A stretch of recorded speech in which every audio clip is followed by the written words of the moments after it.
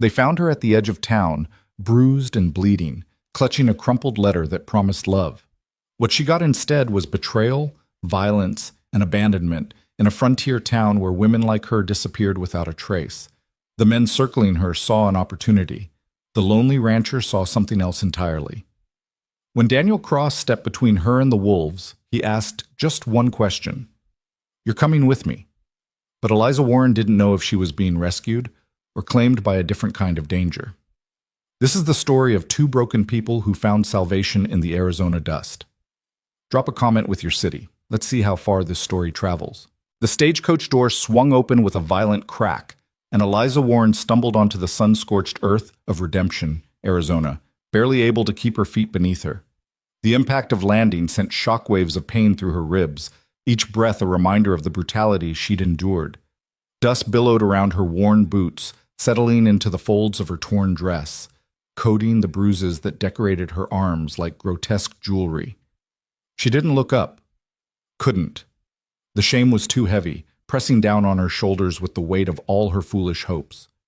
"End of the line, ma'am," the driver called down, his voice gruff but not unkind. He'd seen the bruises when she'd boarded 3 towns back, seen the way she flinched at sudden movements, but he'd asked no questions. Men rarely did out here. "You sure this is where you want to be?" Eliza nodded, though she wasn't sure of anything anymore. Her fingers tightened around the handle of her small carpet bag, everything she owned in the world now reduced to a single battered case. Inside was one change of clothes, a hairbrush with missing bristles, and the letters. Those damned letters that had promised her everything and delivered only nightmare. "Much obliged," she whispered, her voice cracking from disuse. She hadn't spoken more than a handful of words in days. The stage driver tipped his hat, his weathered face creasing with something that might have been pity. Then the coach lurched forward, wheels churning up more dust, leaving her standing alone in the center of what passed for a main street in this godforsaken corner of the Arizona Territory. Redemption. The name was a cruel joke. The town sprawled before her like a collection of sun-bleached bones, wooden buildings that leaned tiredly against each other, their paint long since surrendered to the relentless sun. A saloon, its doors swinging lazily in the hot breeze. A general store with a crooked sign. A blacksmith's forge where the ring of hammer on anvil echoed like a heartbeat. And everywhere, the dust. It coated everything, got into everything, turned the whole world the color of dried blood. Eliza forced herself to move, each step deliberate despite the screaming protest of her battered body. Her left eye was still swollen half shut from where he'd hit her 3 days ago. Thomas Grayson, the man whose letters had been so gentle, so full of promises about building a life together on the frontier. The man who'd taken one look at her when she'd arrived at his ranch and decided she wasn't pretty enough, wasn't young enough, wasn't whatever enough to be worth keeping. "You think you can trap me with those letters?" he'd snarled, his breath reeking of whiskey even at midday. "You think I'm going to tie myself to some dried-up Eastern spinster?" She'd tried to explain that she'd come in good faith, that his letters had invited her, that she'd spent everything she had to make the journey. That's when the first blow had landed, snapping her head back, filling her mouth with blood. Eliza pushed the memory away, focusing instead on the immediate problem, survival. She had 43 cents in her pocket, no friends, no family, and nowhere to go. The return fare to Boston would cost more than she'd earn in 6 months, even if she could find work. And work for a woman alone, bruised and discarded in a frontier town, meant only one thing: she'd rather die. The boardwalk creaked under her feet as she made her way toward the general store. Maybe they needed help.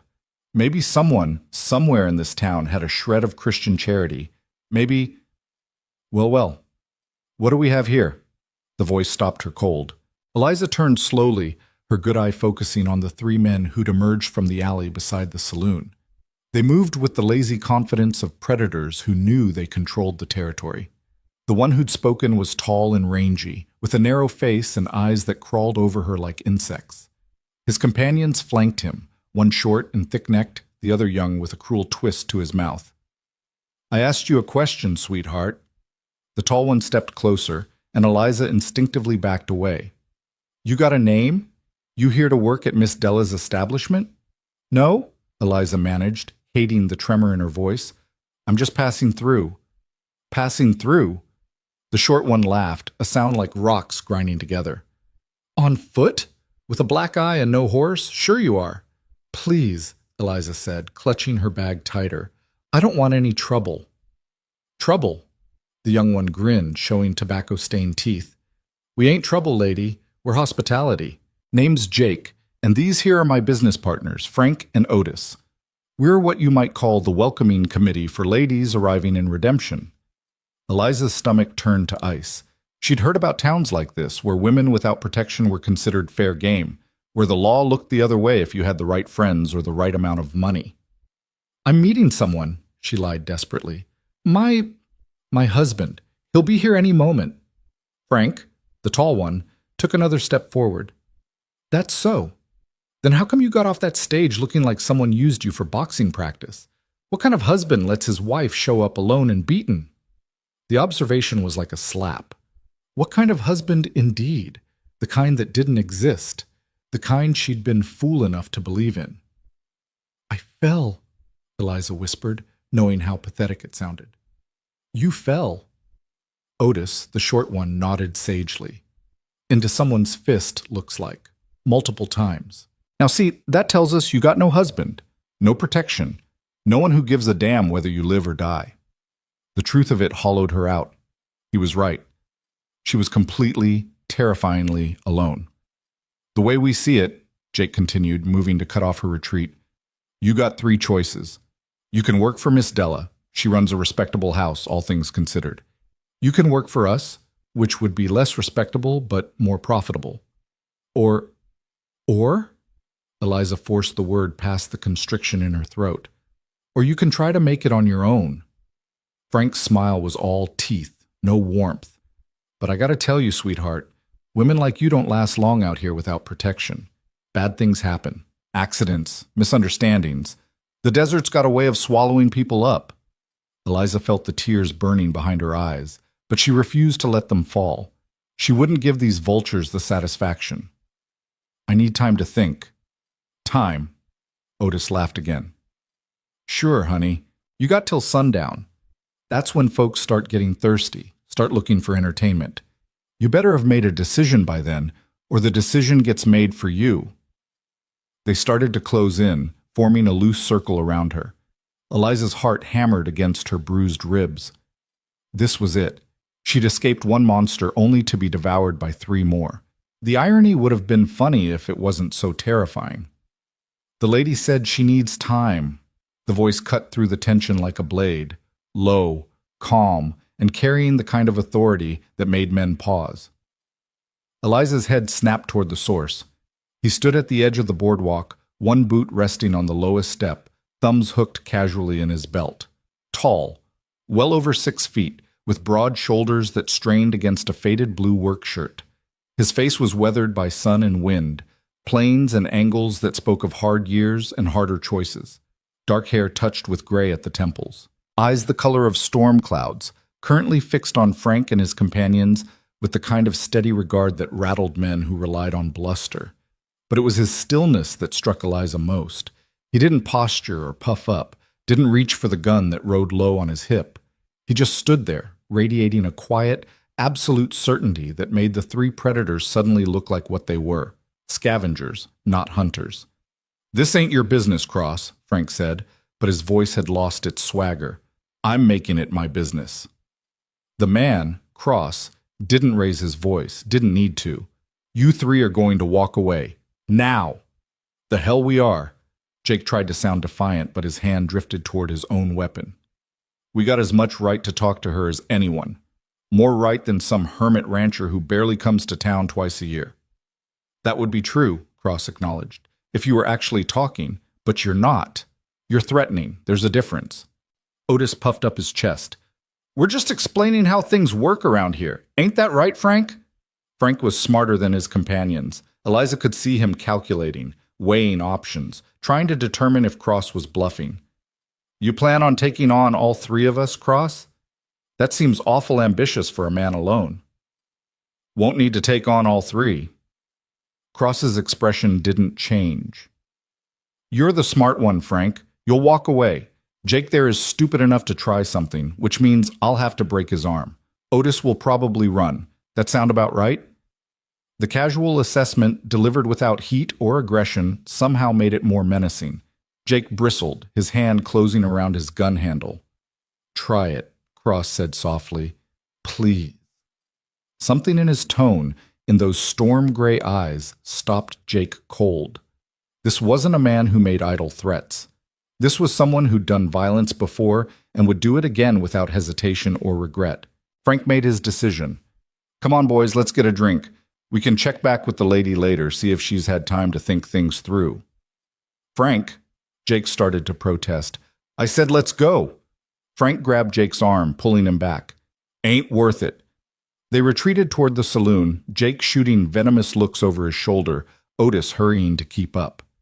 Eliza watched them go, her whole body trembling with delayed fear and something else, a fragile, dangerous thing that might have been hope. Cross waited until they disappeared through the saloon doors before turning his full attention to her.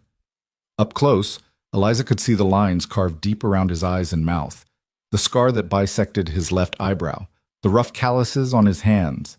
This was a man who worked hard, lived hard, and didn't waste words. You hurt? He asked. The question was so direct, so devoid of the false sympathy she'd encountered, that it took her off guard. I've been worse. It was a lie, but a small one. His eyes tracked over the visible bruises, the split lip, the way she held her ribs. He didn't comment, but she saw the tightening around his mouth. You got somewhere to stay? Eliza shook her head. Not yet. I just arrived. Family? Friends? Another headshake. Speaking felt like exposing wounds, but there seemed little point in lying to a man who'd just saved her from immediate danger. No one. Cross was silent for a long moment, his gaze moving past her to the general store, the church at the far end of town, the scattered buildings that made up Redemption. When he looked back at her, something in his expression had shifted, not quite softened, but become more thoughtful. Those men won't stay gone long, he said. Frank's got enough sense to wait, but Jake's the type who nurses grudges. Come sundown, they'll be looking for you again. I know. Eliza's voice came out smaller than she'd intended. I'll figure something out. Will you? It wasn't a challenge, just a question. You got money? The bluntness should have offended her, but somehow it didn't. There was no judgment in his tone, just pragmatism. Not much. Not enough. Cross nodded slowly, like she'd confirmed something he'd already suspected. He pulled off his hat, ran a hand through his hair, then settled it back on his head, a gesture that spoke of a man wrestling with a decision he didn't particularly want to make. I got a ranch about 6 miles west of here, he said finally. Nothing fancy, cattle, horses, more work than one man can keep up with. I could use help. Eliza stared at him, trying to understand what he was offering. Was this another transaction? Another man looking to acquire something he could use? I'm not strong enough for ranch work right now. Didn't say you were. Cross's tone remained even. Said I could use help. Cooking, mending, general upkeep. Things that need doing, but I don't have time for. You'd have your own room, food, wages when you're back on your feet. No obligation beyond honest work. It sounded too good to be true. Eliza had learned painfully that things that sounded too good to be true usually were. Why? Why what? Why help me? You don't know me. I could be anyone, could be trouble. Cross's mouth twitched. Not quite a smile, but close. Lady, you got trouble written all over you, but it's the kind that got done to you, not the kind you caused. There's a difference. You can't possibly know that. Can't I? He met her eyes directly, and Eliza felt the weight of that gaze, the assessment happening behind it. You're scared, but not broken. Hurt, but still standing. You got off that stage alone, beaten half to death, in a town where you knew no one, with barely enough money to eat. You could have stayed wherever you came from, let whoever did that to you keep doing it. But you left. That tells me what I need to know. Eliza felt something crack open inside her chest, some frozen place she hadn't realized had gone numb. When was the last time someone had looked at her and seen strength instead of weakness? When had anyone offered help without demanding something in return? I won't. She had to stop, swallow hard against the emotion climbing her throat. I can't be what you might be expecting. Cross's expression didn't change, but something flickered in his eyes. Understanding, maybe, or recognition. I'm not expecting anything except honest work for honest wages. You want the job or not? Just like that? Just like that. Eliza looked back toward the saloon, where she could see shadows moving behind the grimy windows. Frank and his friends, waiting, watching. She thought about the 43 cents in her pocket, about the long, dark night ahead, about the reality of being a woman alone in a place like Redemption. She thought about Thomas Grayson's fists, about his cruel laughter when she'd pleaded with him to honor his promises, about the casual way he'd told her to get out, to die quietly somewhere he wouldn't have to see it. And she thought about this stranger, Daniel Cross, who'd stepped between her and danger without being asked, who offered work instead of ownership, who looked at her bruises and saw survival instead of shame. It might be a mistake. Probably was. But it was her mistake to make. I'll come, Eliza said. But I need you to understand something. This isn't... You're not mine, Cross finished for her, his tone matter-of-fact. You're not anyone's. You're a woman who needs work and a place to heal. I'm offering both. That clear enough? Eliza nodded, not trusting her voice. Good. Cross gestured toward a horse hitched at the rail, a big sorrel gelding with intelligent eyes. Can you ride? Not well. You'll ride with me then. We'll get your things. That all you got? Eliza glanced down at her carpet bag. Yes. Travel light, smart. He moved to the horse, checking the saddle with practiced efficiency. We got about 2 hours of good light left. That'll get us home before full dark. Home. The word caught Eliza off guard, sent an unexpected ache through her chest. She couldn't remember the last time anywhere had felt like home. Cross swung up into the saddle with the ease of someone who'd spent more time on horseback than on foot, then extended his hand down to her. Eliza hesitated only a moment before taking it. His grip was warm, calloused, absolutely steady. He pulled her up behind him without apparent effort, settling her on the horse's broad back. Hold on, he said. Don't have to grip tight, just enough to keep your seat. Eliza wrapped her arms awkwardly around his waist, hyper-aware of the solid warmth of him, the way his body moved with the horse as they started forward. Every instinct screamed at her to be afraid, to mistrust, to protect herself. But exhaustion and hope and desperate need all tangled together into something that felt dangerously close to trust. As they rode past the saloon, Eliza saw Frank and Jake standing at the window, watching. Jake's face was twisted with anger, but Frank's was thoughtful, calculating. This wasn't over. She knew that with bone-deep certainty. Men like that didn't forget or forgive perceived slights. But that was a problem for another day.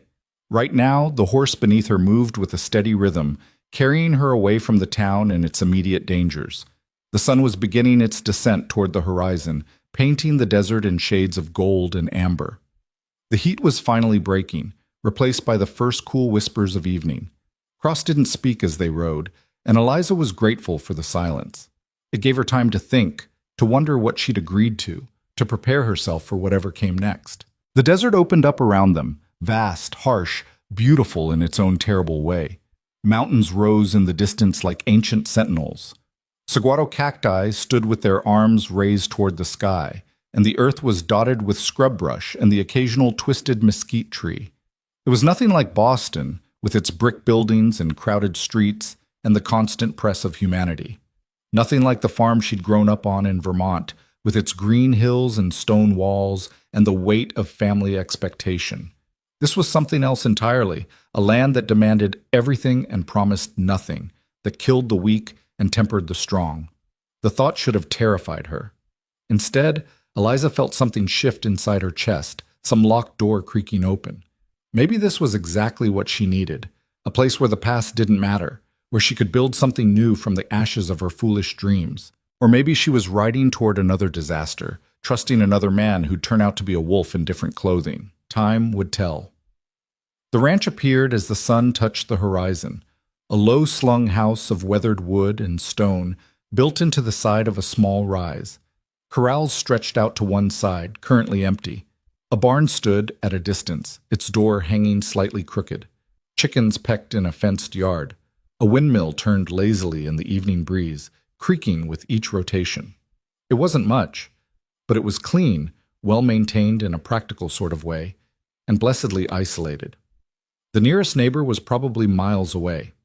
Cross reined in the horse near the house and dismounted, then helped Eliza down.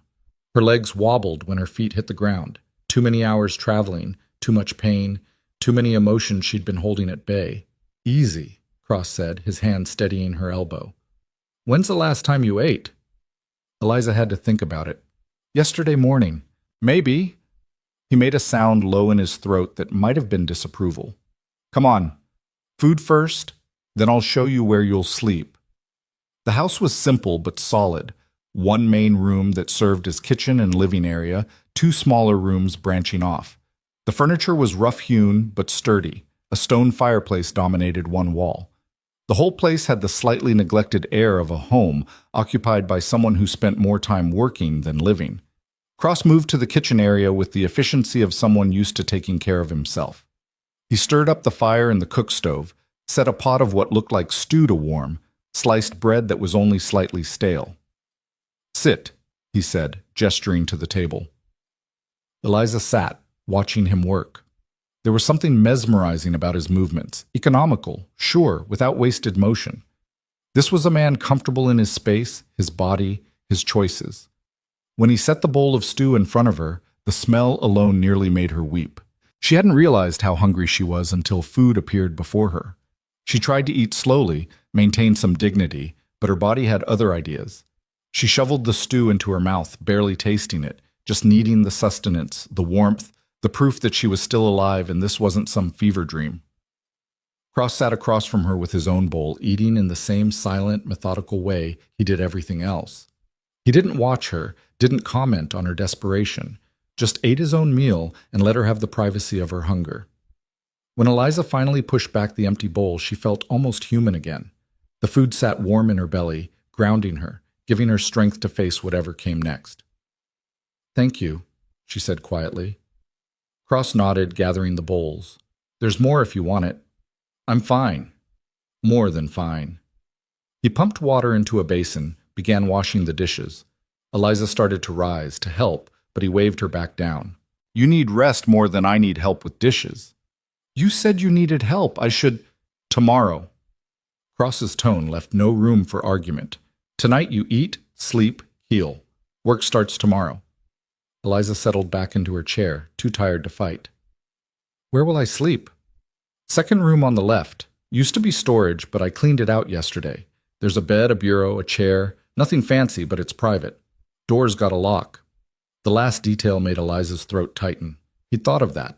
Had anticipated her need to feel safe, protected, able to shut the world out. Thank you, she said again, knowing the words were inadequate but having nothing else to offer. Cross dried his hands on a towel, then turned to face her. In the lamplight, his features seemed softer somehow, less harsh. I should tell you some things, so you know what you're getting into. Eliza's chest constricted. Here it came, the conditions, the expectations, the price of his generosity. All right, I don't come to town much. Don't like people, don't like talk. I keep to myself and expect you to do the same regarding my business. You work hard. I pay fair. You need something from town, you make a list and I'll get it. You want to leave, you're free to go any time. But I'd appreciate notice so I can make arrangements. He paused, seeming to weigh his next words carefully. I won't touch you, he continued, his voice firm.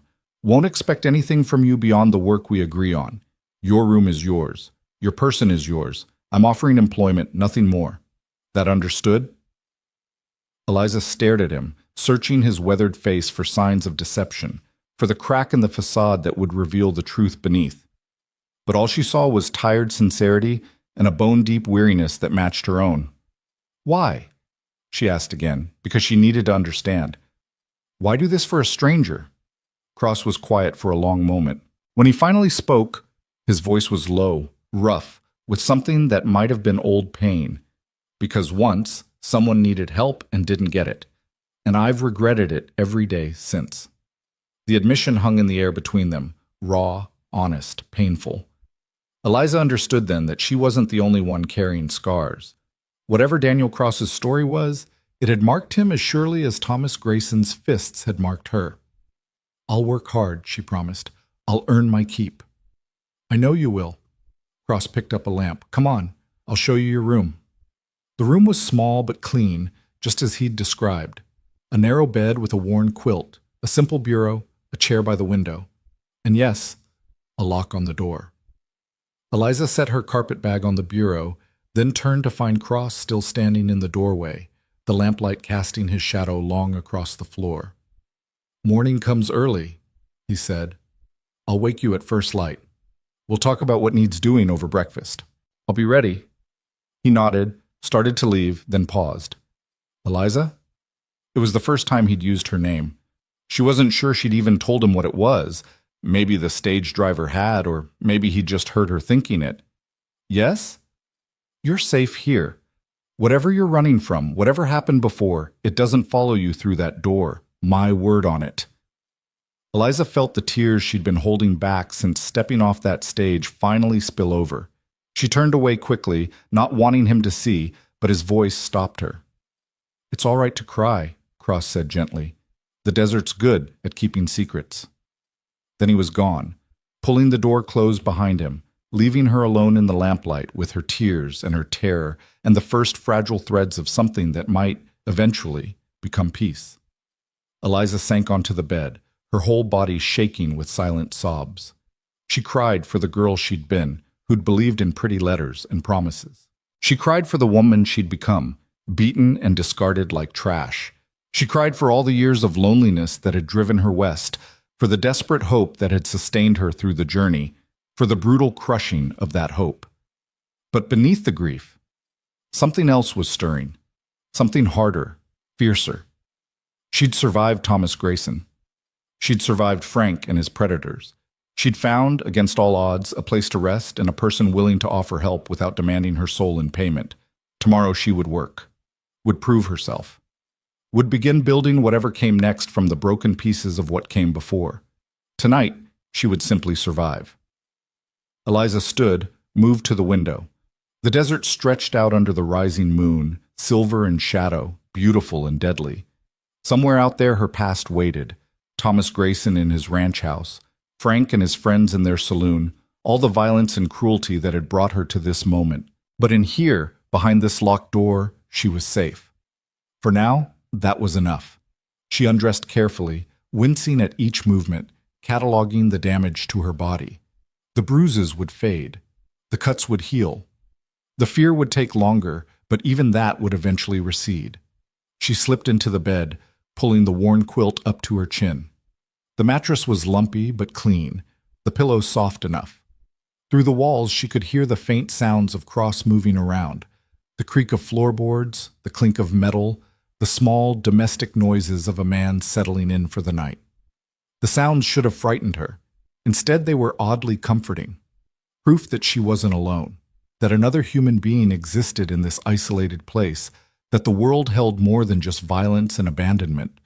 Eliza closed her eyes, and for the first time in weeks, maybe months, she let herself relax. Not completely. She might never achieve that again, but enough to drift towards sleep, to let her battered body begin its healing, to allow herself to hope that maybe, just maybe, she'd found a place where she could start over. Outside, a coyote called to the moon. The windmill creaked its endless rhythm. The desert breathed its ancient breath. And in a small room in a rancher's house, Eliza Warren slept without dreaming, too exhausted for nightmares, too broken for hope, but still, impossibly, inexplicably, still alive. Still fighting, still here. Dawn came to the desert with a violence of color that startled Eliza awake. She'd forgotten, in her exhausted sleep, where she was, and for one terrible moment, panic seized her chest as she registered the unfamiliar room, the strange bed, the locked door. Then memory crashed back. The stagecoach, the town, the men, and Daniel Cross with his storm-gray eyes and unexpected mercy. She sat up slowly, testing her body. Everything hurt, but it was a different kind of hurt than yesterday, duller, more manageable. The worst of the swelling around her eye had gone down overnight, and while her ribs still ached with each breath, the sharp stabbing pain had subsided to a persistent throb. Outside her window, the world was painted in shades of rose and gold, the sun just beginning to crest the distant mountains. The air carried the cool promise of morning before the heat would descend like a hammer. Somewhere nearby, a rooster crowed, and she could hear the soft lowing of cattle. Eliza dressed in her only other set of clothes, a simple gray dress that had seen better days but was at least clean. Her fingers trembled as she buttoned it, muscle memory making her flinch at shadows, at the possibility of sudden violence. She braided her dark hair with practiced efficiency, wincing when her fingers brushed the tender spot where Thomas had grabbed a fistful and yanked. When she finally unlocked her door and emerged, she found Cross already in the kitchen, coffee brewing on the stove.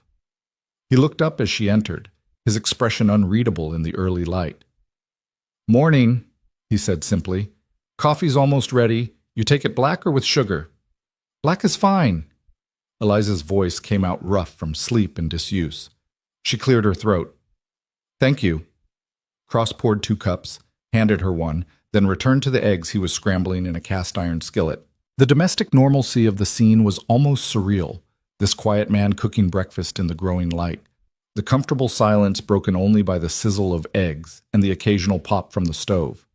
"You sleep all right?" he asked without looking at her. "Better than I expected." It was the truth.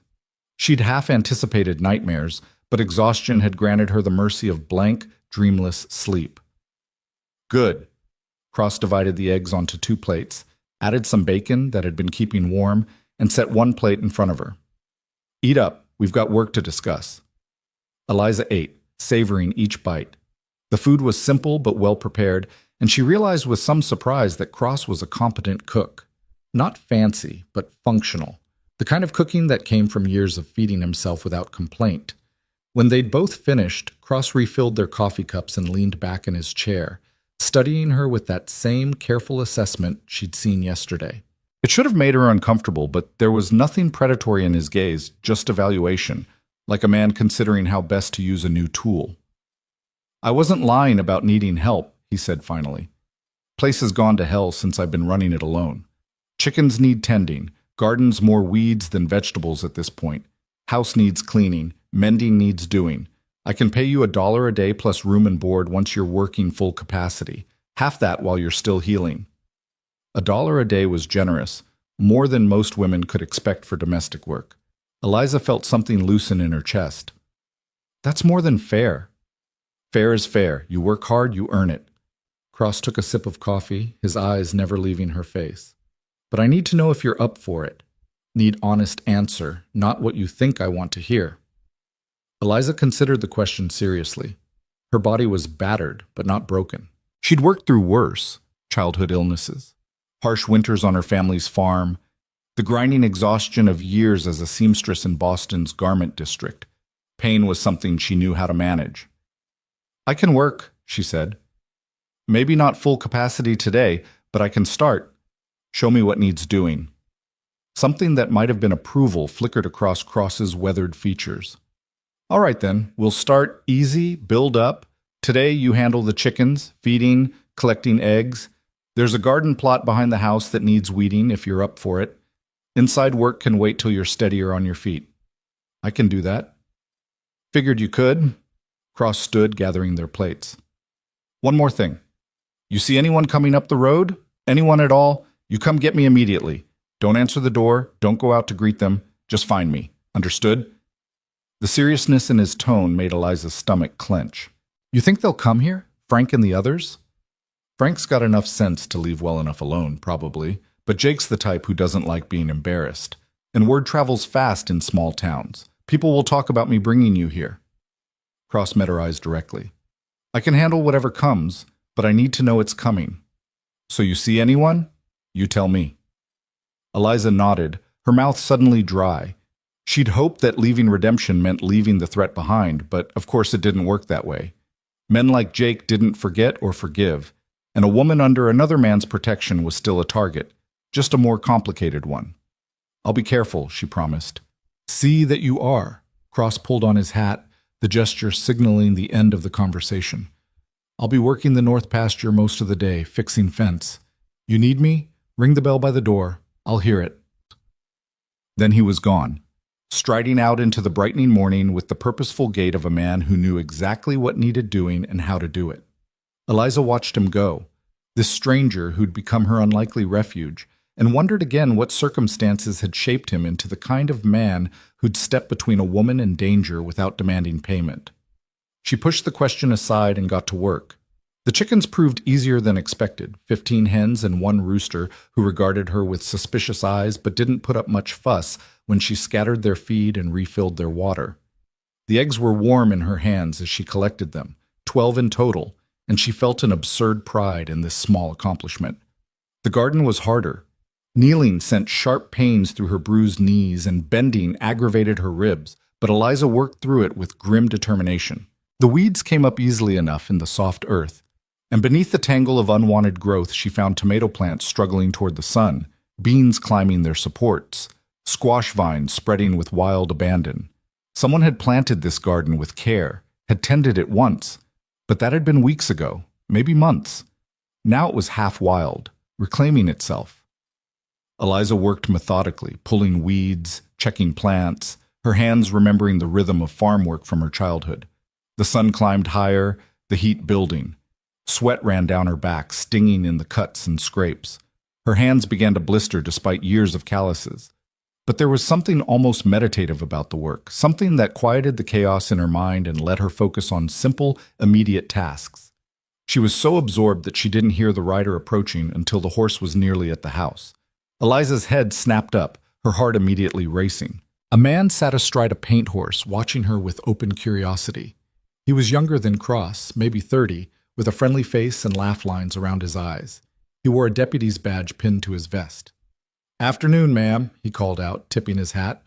"Don't mean to startle you. I'm Deputy Williams from Redemption. Is Daniel Cross around?" Every instinct screamed at Eliza to run, to hide, to do anything but engage with a lawman who might have connections to Frank and his friends. But Cross's instructions had been clear. Get him. Don't engage. "I'll fetch him," she managed, already backing toward the house.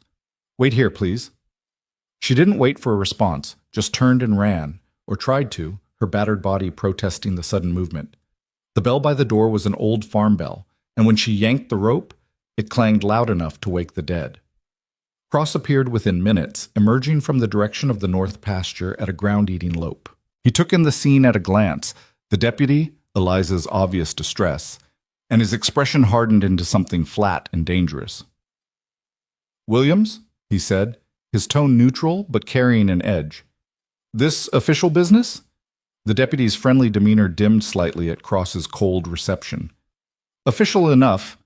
Sheriff wanted me to check on something. There's been some talk in town about you bringing home a woman yesterday. Beat up pretty bad, folks said. Just wanted to make sure everything's all right out here." "Everything's fine." Cross positioned himself between the deputy, Guay, and Eliza, a human shield. "Miss Warren is working for me. Any other questions?" Williams shifted in his saddle, clearly uncomfortable. "Look, Cross, I'm just doing my job. There's been some concerns raised. Thomas Grayson came into town this morning, filed a complaint. Says a woman matching her description is his mail-order bride, that she ran off owing him money." Eliza felt the blood drain from her face. Of course Thomas would come after her. Of course he'd use the law to do it. Men like him always found a way to make themselves the victim. "That true?" Cross asked, his eyes finding Eliza's. There was no judgment in his gaze, just a question. "I answered his advertisement," Eliza said, forcing the words past the constriction in her throat. "I paid my own passage west. His letters promised marriage and a home. When I arrived, he decided I wasn't suitable. Then he beat me and told me to leave. I owe him nothing." Williams looked troubled. "Grayson tells it different. Says you were promised money for household expenses, that you took off with it." "That's a lie." Eliza's voice shook with anger now, not fear. "I have 43 cents to my name. Everything I owned fit in one bag. He can't prove otherwise because it's not true." "She's calling him a liar, deputy." Cross's tone was deceptively mild. "You calling her one?" I'm not calling anyone anything, Williams protested. I'm just saying there's a complaint on file. Grayson wants his property back. Property? The single word from Cross dropped like a stone into still water. You just called her property, Williams. The deputy had the grace to flush. That's how he termed it in his complaint. Look, I'm not saying I agree with... Then what are you saying? Cross took a step forward, and despite the deputy being mounted and armed, it was Williams who looked nervous. You saying you're here to drag her back to a man who beat her? That what law and order looks like in redemption these days? I'm saying there's a complaint, and I have to investigate it. That's how the law works, Cross. You of all people should understand that. Something flickered across Cross's face at that comment, something dark and painful that was quickly suppressed. I understand the law just fine. I also understand that a woman can't be property, that a complaint without evidence is just words, and that you've now investigated and found nothing wrong. Miss Warren is employed here of her own free will. She's not going anywhere unless she chooses to. That answer your questions? Williams was silent for a long moment, his gaze moving between Cross and Eliza. Whatever he saw seemed to satisfy some internal calculation. I'll put it in my report that I found her well and working voluntarily. But Cross, you should know, Grayson's not going to let this go. He's got friends, got influence. This could become a problem. Let it. Cross's voice was flat, final. He wants to come out here and discuss it man to man. He's welcome to try. Otherwise, you tell him to leave well enough alone. The deputy nodded slowly. I'll tell him. Don't know if he'll listen. His eyes found Eliza again, and his expression softened. Ma'am, you need help. Real help. Sheriff's office is open. Not saying you'll get justice, but you'll get a fair hearing. It was a kind offer, probably sincere. It was also worthless. Eliza had learned young that justice rarely sided with women against men, especially when the men had money and connections. Thank you, deputy, but I'm fine where I am. Williams tipped his hat to her, nodded to Cross, and turned his horse. They watched him ride away until he was just a distant speck against the horizon. When he was finally out of sight, Cross turned to Eliza. You all right? She wanted to say yes, wanted to be strong and unshaken. Instead, she found herself trembling, the adrenaline draining away and leaving her hollow. He's going to keep coming, Thomas. One way or another, he won't stop. Probably not, Cross agreed. Men like that don't like losing, even when it's something they didn't want in the first place. It's about control, about winning. So what do I do?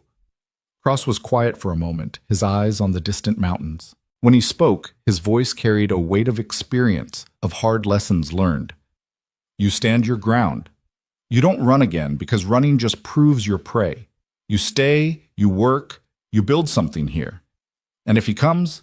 Cross's hand drifted to the gun at his hip, the gesture unconscious but telling. If he comes, I'll handle it. You can't fight my battles for me. Not fighting your battles. Defending my property, my employee, my choice to give you work. That's my battle, not yours. He met her eyes directly. But Eliza, you need to decide. If you want to go back to town, try to make it on your own. I won't stop you. If you want to face Grayson, try to work it out legal-like. I'll take you to the sheriff myself. But if you stay here, you stay on my terms. And my terms are that no man lays hands on a woman under my roof. Not Grayson, not anyone. That clear? Eliza felt tears burning behind her eyes, but she blinked them back. This man, this stranger, was offering her something she'd never had, unconditional protection without demanding her dignity in exchange. Why are you doing this? Cross's expression shuddered, that familiar wall sliding into place. Already told you, someone needed help once and didn't get it. I won't make that mistake twice. There was a story there, buried deep beneath scar tissue and time. Eliza wanted to push, to understand, but she recognized the futility in it. Daniel Cross would tell his secrets when he was ready, if ever. Pushing would only drive him further into silence. I'll stay, she said instead. I'll work. And I'll earn my keep, and I won't bring you more trouble than I can help. Trouble's already here. Question is what we do with it. Cross glanced at the sun, calculating time with the ease of a man who lived by natural rhythms rather than clocks. Day's half gone and you've already put in good work. Garden looks better than it has in months. Eliza looked back at the plot she'd been weeding, surprised to see how much ground she'd covered. Maybe a third of the garden was cleared, the plants emerging from their weedy prison looking healthier already. I can do more. Not today. Heat's getting dangerous, and you're still healing. Cross's tone left no room for argument. Come on, I'll show you how to work the kitchen pump, where things are kept. You can start supper while I finish up with the fence. They spent the next hour in domestic orientation, Cross showing her where he kept supplies, how he liked things organized, what foods he had, and what he needed from town. He moved through the explanations with the same economical efficiency he brought to everything, wasting no words but missing no details. Eliza absorbed it all, her mind cataloging, organizing, planning. This was work she understood, work she could do well. After years in Boston, tenements cooking on temperamental stoves and managing on pennies, Cross's well-stocked pantry and solid cook stove seemed almost luxurious. I'll need to go to town tomorrow, Cross said as he prepared to head back to his fence work. Get some supplies, check on a part for the windmill. You want to come or you want to stay here? The question caught Eliza off guard.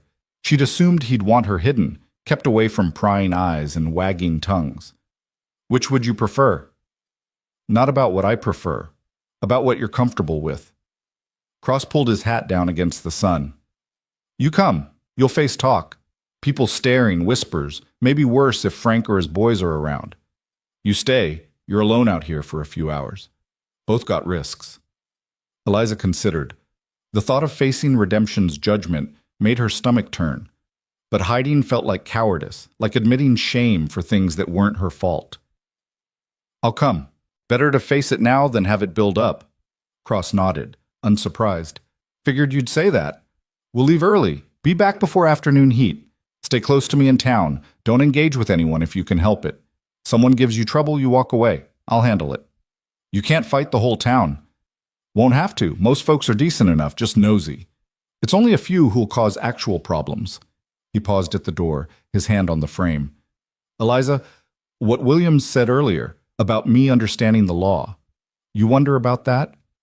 She had, but hadn't planned to ask. It's your business. It is. But if we're doing this, if you're staying, you should know what you're getting into. Cross's expression was unreadable, but his voice carried an edge of something that might have been old pain. I'll tell you the whole story sometime. Not today, but soon. Fair?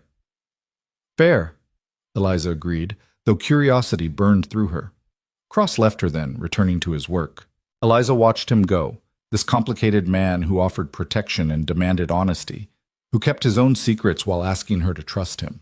She should probably be more wary, more suspicious, but exhaustion and desperation had worn away her ability to second-guess every kindness. She turned her attention to supper instead, losing herself in the familiar rhythm of cooking. Cross had venison that needed using, potatoes, carrots, an onion. She made stew, letting it simmer slowly, building flavor. She baked biscuits using sourdough starter she found in the pantry, the smell of bread filling the small house with warmth and comfort. As she worked, she found herself humming, an old song her mother used to sing while cooking, back before illness had taken her and left Eliza alone in the world. The memory should have hurt, but instead it felt almost peaceful, like a connection to something good that had existed before everything went wrong. The afternoon passed in quiet domesticity. Eliza cleaned the kitchen, did mending on some of Cross's shirts that were worn but salvageable, swept the floors. Simple tasks, but each one felt like a small reclamation of normalcy, of purpose. When Cross returned as the sun began its descent, he paused in the doorway, taking in the changes.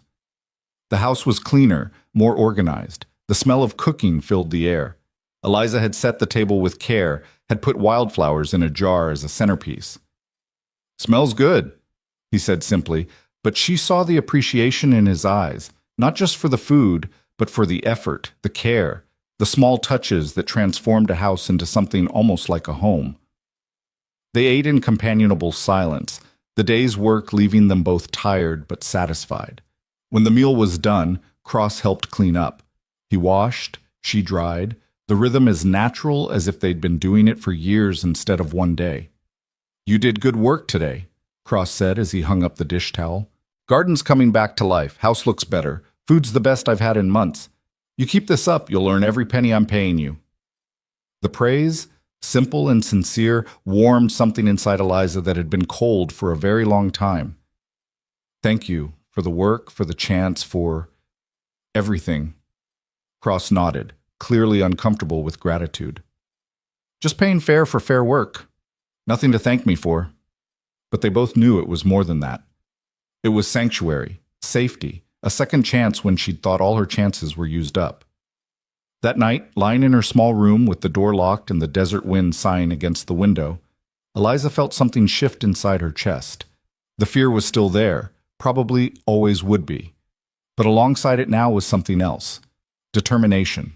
She would make this work, would prove herself worthy of Cross's unexpected faith, would build something from the ashes of her shattered dreams.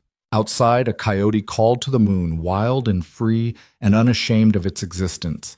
And in the darkness, Eliza Warren smiled. If you or someone you know is having a difficult time, free support is available. Find resources. The trip to Redemption came sooner than Eliza would have liked. 3 days after Deputy Williams's visit, Cross announced over breakfast that they'd be heading to town that morning for supplies.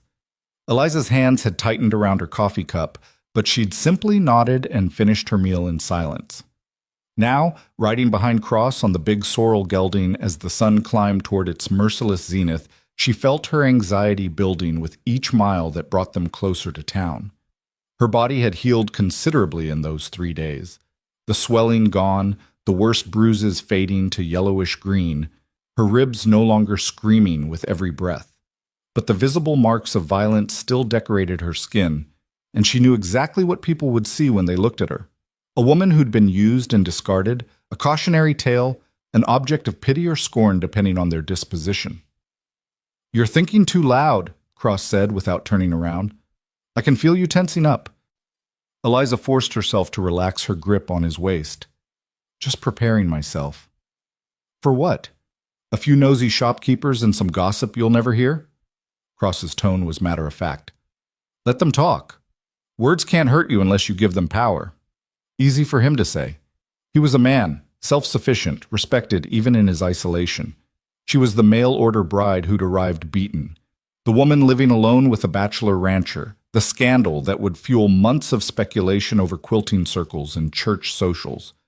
But she'd chosen to come, and she wouldn't show cowardice now. Redemption materialized from the heat shimmer like a mirage, looking no more welcoming than it had when she'd first arrived. The main street was busier this morning, wagons outside the general store, horses tied at the saloon's rail, women in bonnets hurrying between shops. Eliza felt eyes turn toward them immediately, conversations pausing mid-sentence as they rode past. Cross seemed oblivious to the attention, guiding his horse to the general store with the calm certainty of a man who genuinely didn't care what others thought. He dismounted, then helped Eliza down, his hand steady on her elbow as her feet found the ground. "Stay close," he reminded her quietly, then led the way into the store. The interior was dim after the brilliant sunlight, crowded with barrels and sacks and shelves loaded with goods. Behind the counter, a middle-aged woman with sharp eyes and a sharper nose looked up from her ledger.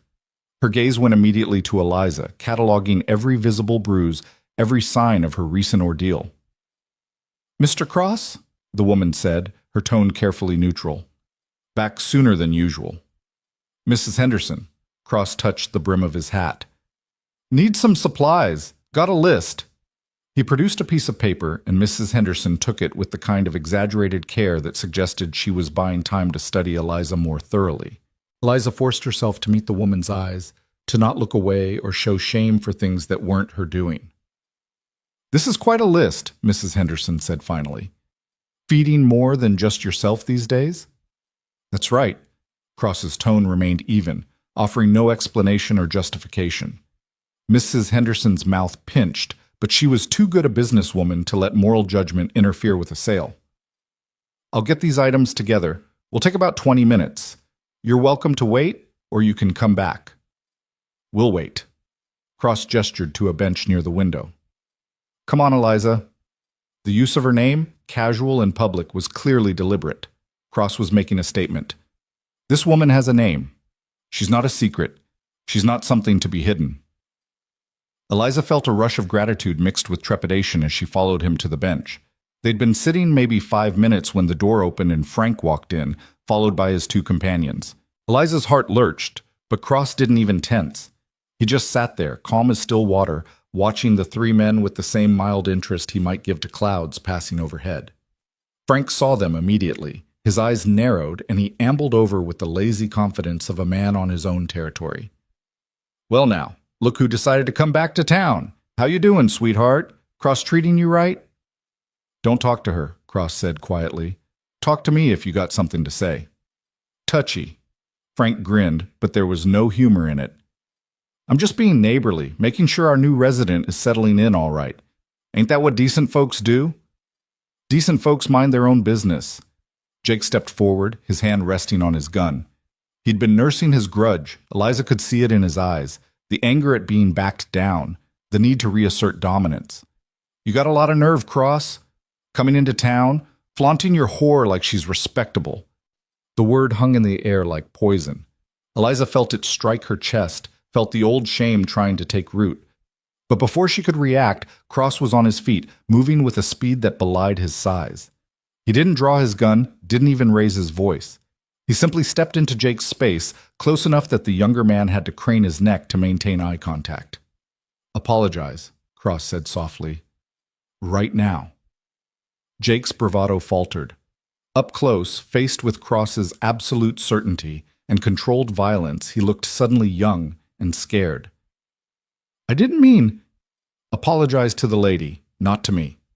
Jake's eyes darted to Frank, seeking support, but Frank was backing away, recognizing the danger his friend was too stupid to see. Otis had already disappeared entirely, probably waiting outside. I apologize, ma'am," Jake muttered, the words dragged out like splinters. "Didn't mean no disrespect." "Yes, you did," Cross corrected, "but you won't do it again. Will you, Jake?" "No, sir." "Good." Cross stepped back, giving the young man room to breathe. "Now get out, and take your friends with you." Jake practically ran for the door. Frank followed more slowly, pausing to tip his hat to Mrs. Henderson. "Ma'am, always a pleasure." When they were gone, the store seemed to exhale. Mrs. Henderson had stopped gathering supplies to watch the confrontation, and now she regarded Cross with something that might have been respect. "That boy's going to cause you trouble," she observed. "Probably." Cross returned to the bench, settling beside Eliza as if nothing had happened. But not today. Mrs. Henderson made a sound that might have been agreement or disapproval, then went back to filling the order. Eliza sat frozen, her mind replaying the moment Cross had stepped forward, the quiet authority in his voice, the way Jake had crumbled like wet paper. She'd seen violence enough to recognize a man capable of it, but this was different. Cross hadn't threatened, hadn't blustered. He'd simply made clear what he would and wouldn't tolerate, and backed it with the certainty that he could enforce those boundaries. "You didn't have to do that," she said quietly. "Yes, I did." Cross's eyes were on the street outside, watching for threats. "Let that kind of talk stand. It spreads like rot. Better to cut it out clean." People will always say, question is whether you give a damn." He glanced at her, his expression softening slightly. "You done nothing wrong, Eliza. Nothing to be ashamed of. You remember that." She wanted to believe him, wanted to carry herself with that same unshakable certainty, but a lifetime of being told she was less than, unwanted, disposable, didn't evaporate in a week of kindness. Mrs. Henderson finished gathering the supplies, and Cross loaded them into saddlebags while Eliza waited by the horse. A few townswomen passed, their whispers just loud enough to be heard. Shameful, improper. What kind of woman? Eliza kept her eyes forward, her spine straight, refusing to let them see her crumble. They were preparing to leave when a familiar figure emerged from the land office across the street. Thomas Grayson, looking prosperous in a new jacket, his face ruddy with good living and self-importance. He saw Eliza immediately, and his expression twisted with something ugly. "You!" he called out, crossing the street with long strides. "You got some nerve showing your face in town." Cross moved between them instantly, a human wall. "Keep walking, Grayson." "The hell I will. That's my property you're harboring." Thomas jabbed a finger toward Eliza. "She owes me for her passage, for the time I wasted on her worthless hide. I want compensation." She owes you nothing, and she's not property. Cross's voice remained level, but there was steel beneath the calm. Now walk away while you still can. Thomas's face flushed darker. He was a big man, used to intimidating others with size and bluster. You threatening me, Cross. You know who I am. I got friends, got influence. I can make things very difficult for you. You're welcome to try. I filed a complaint with the sheriff, had my lawyer draw up papers. That woman entered into a contract with me, and she's going to honor it or pay damages. Eliza found her voice, stepping around Cross, despite his attempt to keep her shielded. I have your letters, Thomas, every one of them. They prove you invited me here with promises of marriage and a home. They prove you're a liar. Thomas's eyes narrowed. Letters can be misinterpreted. Besides, you're a woman. Your word against mine, and we both know how that'll play out. Then take it to court, Cross said. Let a judge decide. But until then, she stays where she is, and you stay away from my property. That clear enough for you? Your property? Thomas laughed, the sound mean and mocking. That's rich. Daniel Cross talking about property and law, when everyone knows you're wanted back east for murder, when everyone knows you're running from justice yourself. The words fell like stones into still water. Eliza felt the shock ripple through her, felt the ground shift beneath her feet. She turned to look at Cross, searching his face for denial, for explanation, for something to make this make sense. But Cross's expression had gone blank, carefully neutral in a way that confirmed the accusation more thoroughly than words ever could. That's right, Thomas continued, sensing blood. Your protector's a killer, sweetheart. Murdered a man in cold blood, then ran west to hide. You picked a fine champion. That's enough, Cross said, his voice gone quiet and dangerous. Is it? I don't think so. I think people have a right to know what kind of man is living among them, hiding behind a fake name, and Cross's fist connected with Thomas's jaw with a sound like an axe hitting wood. The bigger man staggered back, surprised, then came up swinging. They went down in a tangle of fists and fury, rolling in the dust while people scattered and someone shouted for the sheriff. Eliza stood frozen, her mind reeling. Murder. Wanted. Running. The words circled like vultures, picking at her fragile sense of security. She'd trusted Cross, had put her life in his hands, and all the while he'd been hiding something this enormous. The fight ended when Deputy Williams and another man pulled them apart. Cross had a split lip and the beginning of a black eye. Thomas was worse, his nose streaming blood, one eye already swelling shut. That's assault! Thomas spat through bloody teeth. I want him arrested. You swung first, Williams said tiredly. Multiple witnesses. Now both of you calm down before I arrest you both for disturbing the peace. He's a murderer, Thomas insisted. His real name is Daniel Crossfield, and there's a warrant for him in Pennsylvania for killing Marcus Thornton. Check your telegrams if you don't believe me. Williams' expression shifted, became more cautious. He looked at Cross with new eyes, reassessing. That true, Cross? Or Crossfield, or whatever your name is? Cross wiped blood from his mouth, his eyes finding Eliza's. What she saw there wasn't guilt or fear, but something that looked almost like resignation, like he'd been waiting for this moment, knowing it would come eventually. We should talk, he said to Williams. Somewhere private. Sheriff's office, now. Williams gestured toward the building at the end of the street. You too, Grayson. We're sorting this out proper. Cross turned to Eliza, and for the first time since she'd met him, she saw uncertainty in his face. Wait at the general store. I'll explain everything, I promise. Just wait for me. Please. Eliza wanted to scream at him, to demand answers immediately, but they were standing in the middle of the street with half the town watching, and whatever explanation he had, she didn't want it delivered as public spectacle.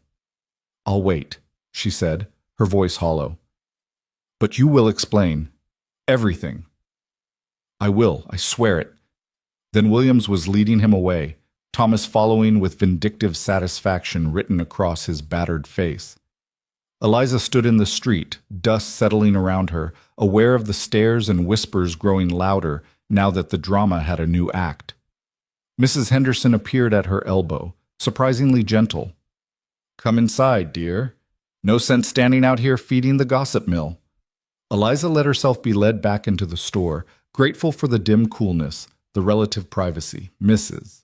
Henderson produced a chair and a cup of water without comment, then returned to her work, giving Eliza space to process. Murder. The word kept echoing in her mind. Cross, Daniel Crossfield, had killed a man, had been running from justice when he'd offered her sanctuary. Everything she'd begun to trust, to believe in, suddenly felt unstable, built on foundations of lies. But even as the fear and betrayal churned through her, another part of her mind, the part that had learned to read people through years of survival, replayed every interaction with Cross. His quiet kindness, his respect for her autonomy, the careful way he'd never touched her without permission, never demanded anything beyond honest work, the way he'd stepped between her and danger without hesitation. Did any of that change if he'd killed someone? Did it matter why he'd done it, or what circumstances had driven him to violence? She didn't know. Couldn't know, not without hearing his side of the story. An hour crawled past. Then another. The store grew busier as midday approached, people coming in for supplies and staying to gossip.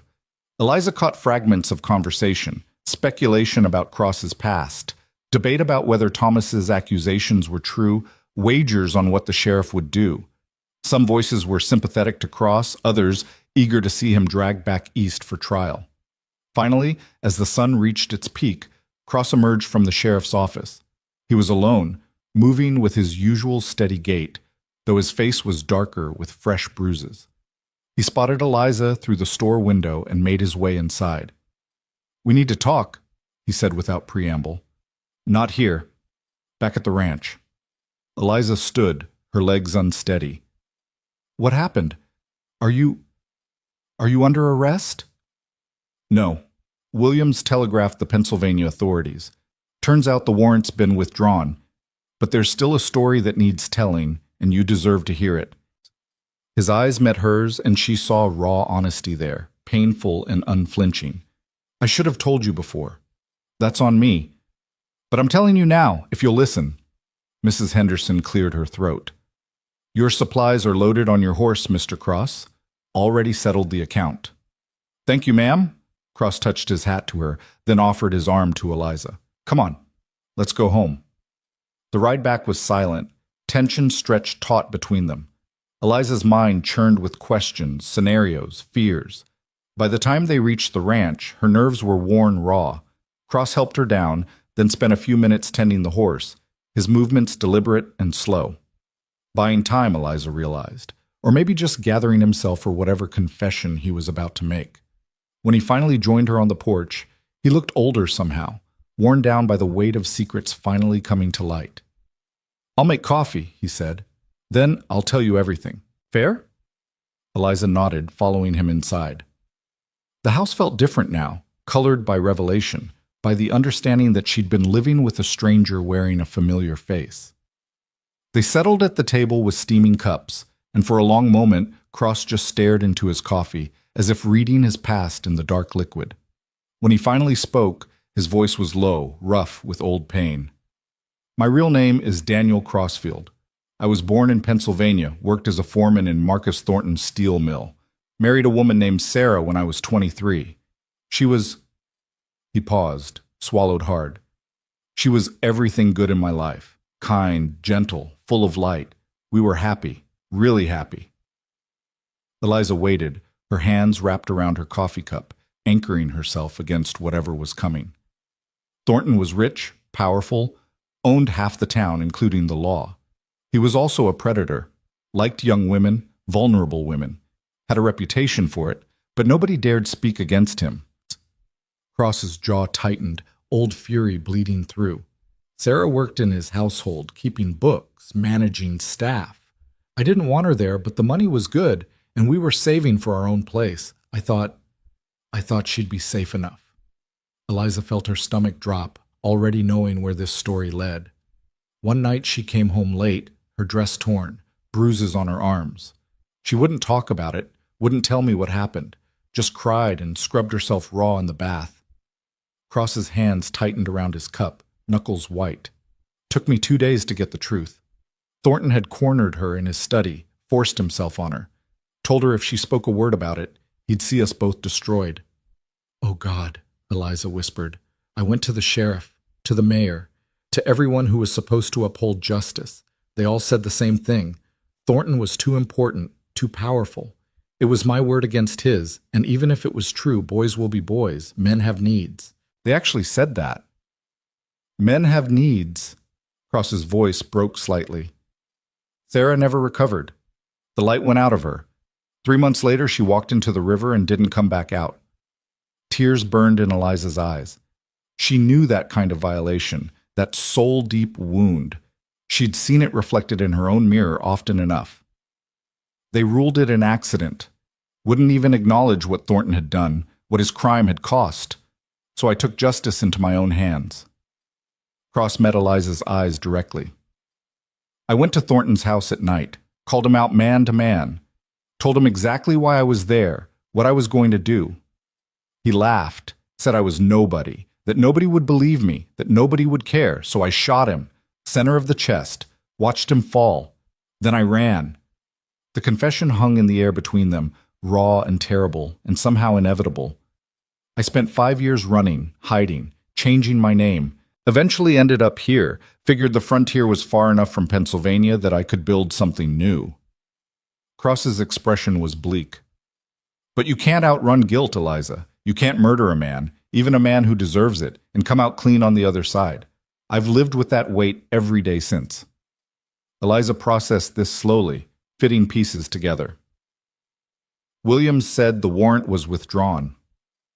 Thornton's family finally came forward, his daughter, specifically.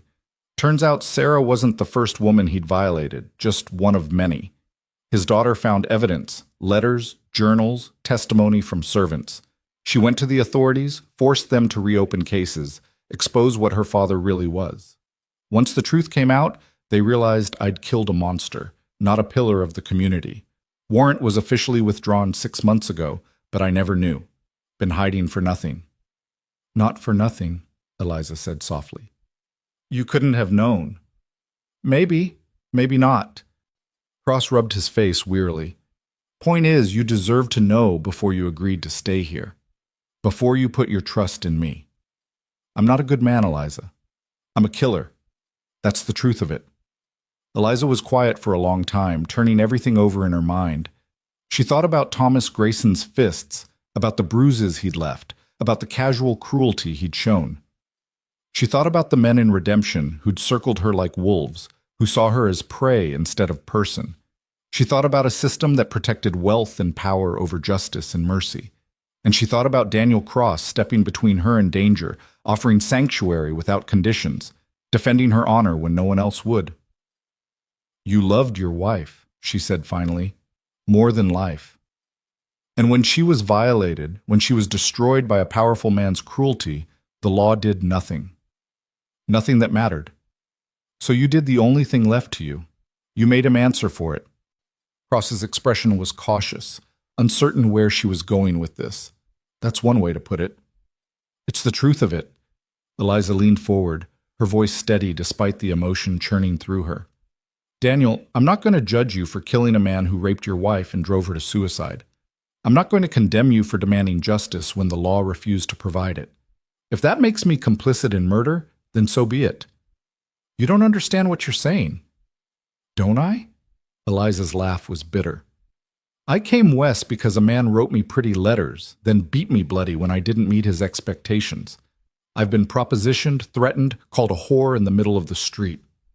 I know exactly what kind of world we live in, where men like Thomas Grayson and Marcus Thornton face no consequences for their cruelty. So forgive me if I don't weep for a rapist who finally met someone who wouldn't let him get away with it. Cross stared at her, something like wonder creeping into his expression. You're not afraid of me. Should I be? Most people would be. I'm not most people. Eliza reached across the table, her hand covering his. You've shown me nothing but kindness and respect. You've protected me, given me work, treated me like a person instead of property. Whatever you did 5 years ago, whoever you were then, that's not who you are now. Isn't it? Cross's voice was rough with emotion. I killed a man in cold blood, Eliza. Premeditated, calculated. I looked him in the eye and pulled the trigger without hesitation. And I don't blame you for it. Does that shock you? Cross was silent for a long moment, his hand turning beneath hers to grip her fingers. It should. It should horrify you. But it doesn't. Eliza squeezed his hand, feeling the calluses, the strength, the tremor of vulnerability he was trying to hide. Maybe that makes me broken too. Maybe we're both just damaged people trying to survive in a world that's done its best to destroy us. But I'm not leaving, Daniel, not because of this. You should think about it. Take time to really consider what it means to. I've had nothing but time to think since we got back. And here's what I know. You're the first person in years who's treated me with genuine kindness, who's seen me as something other than a burden or an opportunity, who's defended my dignity when everyone else was ready to strip it away. Eliza felt tears sliding down her cheeks, but she didn't wipe them away. So you killed a monster. So you ran from an unjust law. So you've been living under a false name. None of that changes who you've been to me. Cross's expression crumbled, years of isolation and guilt finally finding a crack to seep through. I don't deserve that. Don't deserve you believing in me. Maybe not. But you have it anyway. Eliza stood, came around the table, and did something she'd never imagined doing. She put her arms around Daniel Cross and held him while he shook with silent sobs, years of grief and shame finally finding release. They stayed like that for a long time, two broken people holding each other upright, finding in shared pain the beginning of something that might eventually become healing. When Cross finally pulled back, his eyes were red but clearer somehow, like a storm had passed, leaving fresher air behind. Thank you for listening, for understanding, for not running. Thank you for telling me the truth. Eliza wiped her own eyes, managed a shaky smile. Now we both know the worst about each other. What happens next?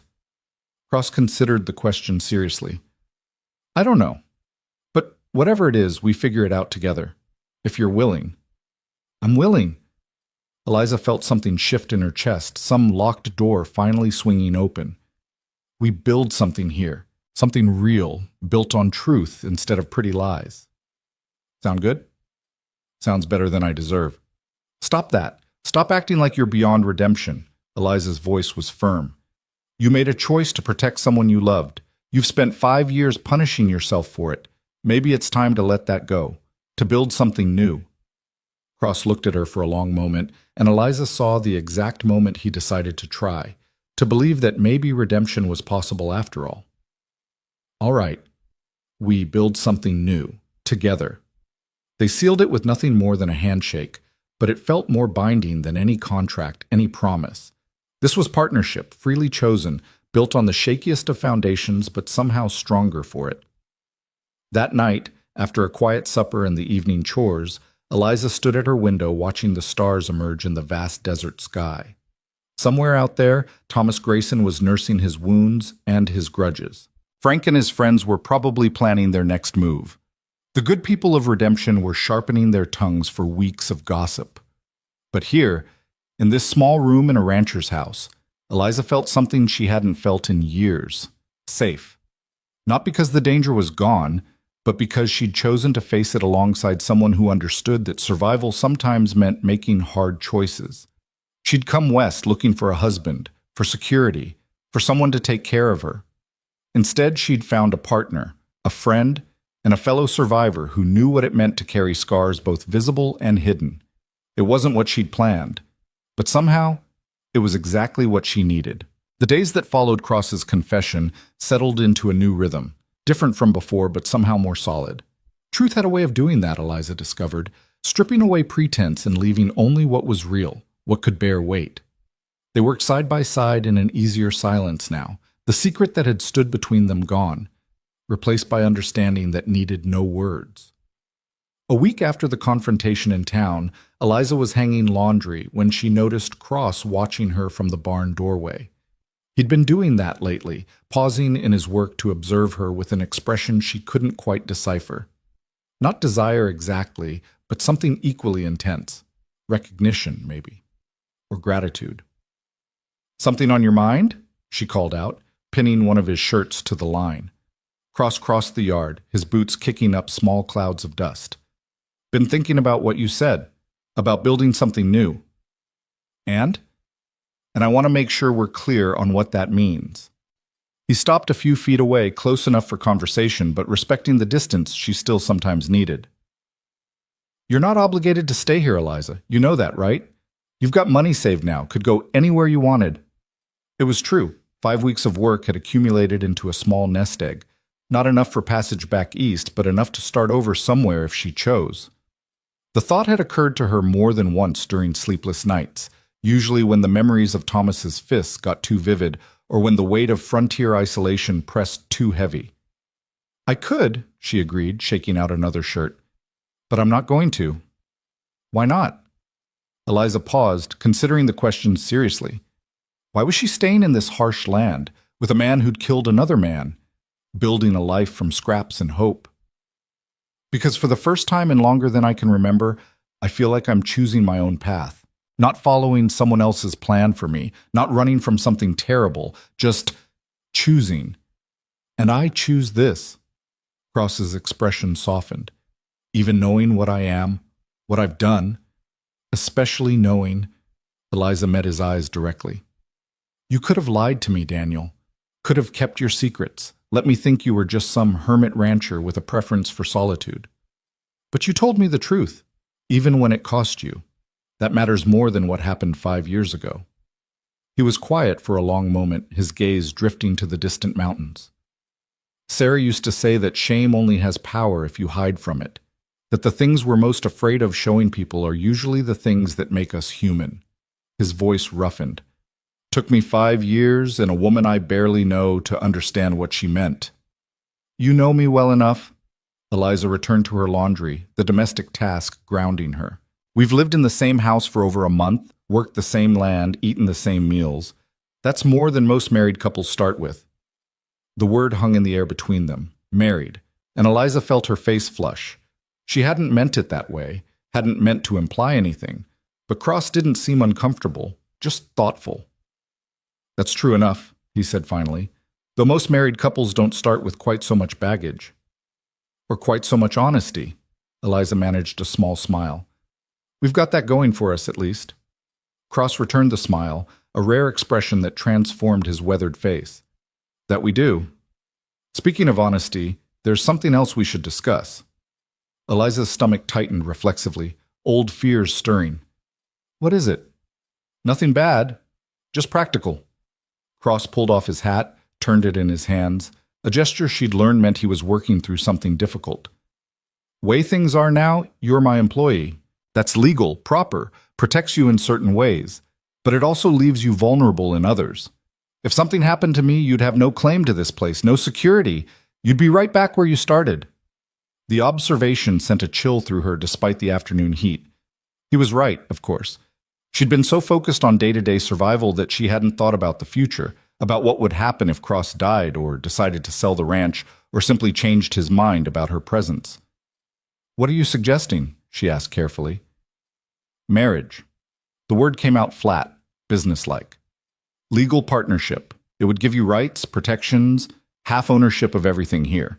If something happened to me, it would all go to you, free and clear. And it would stop the talk in town, give you respectability. Eliza stared at him, trying to process this wholly unexpected proposal. That's very practical. It is. Not very romantic. No. Cross met her eyes. But I'm not offering romance, Eliza. I'm offering security, partnership, a legitimate place in the world. The other stuff, affection, companionship, maybe more someday, if we both wanted it, that could grow naturally, without pressure. But the foundation would be honest. Two people choosing to build a life together because it makes sense, not because of pretty feelings that might not last. It should have offended her, this cold calculation of marriage as business arrangement, but instead Eliza found herself considering it seriously. Wasn't this better than the lies she'd been told before? Better than Thomas's false promises of love, his letters full of sentiment that meant nothing when confronted with reality? You don't love me, she said, making it a statement rather than a question. No. Cross's honesty was unflinching. I respect you, trust you, enjoy your company. I think you're strong and brave and deserving of better than you've gotten. But love? He shook his head. I loved Sarah. That kind of love doesn't come twice, at least not for me. I won't lie and say otherwise. Good. Eliza surprised herself with the firmness of her response. I don't think I want love, Daniel. Love makes you vulnerable, makes you stupid. It's what drove me to answer Thomas's advertisement, what made me believe in fairy tales. I don't trust it anymore. What do you trust? Work, honesty, mutual benefit. Eliza folded the last shirt, added it to the basket. The things we've built here over the past month, that's real. That's something I can believe in. Cross nodded slowly. So you'll consider it? The marriage? I'll consider it. Eliza picked up the basket, started toward the house. But I need time to think. This isn't a decision to make lightly. Take all the time you need. Offer stands whenever you're ready. That night, Eliza lay in her narrow bed and thought about marriage, about partnership, about the life she was building in this harsh land. Cross was offering her something unprecedented in her experience. Choice without coercion, security without strings, partnership without the pretense of emotions neither of them felt. It was strange. It was practical.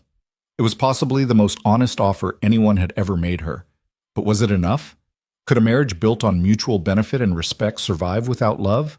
Or would it eventually crumble, leaving her more damaged than before? She didn't have answers, only questions that circled through her mind like vultures over carrion. 3 days later, Thomas Grayson came calling. Eliza was in the garden when she heard the horse approaching, and her first instinct was to run for the bell, to summon Cross.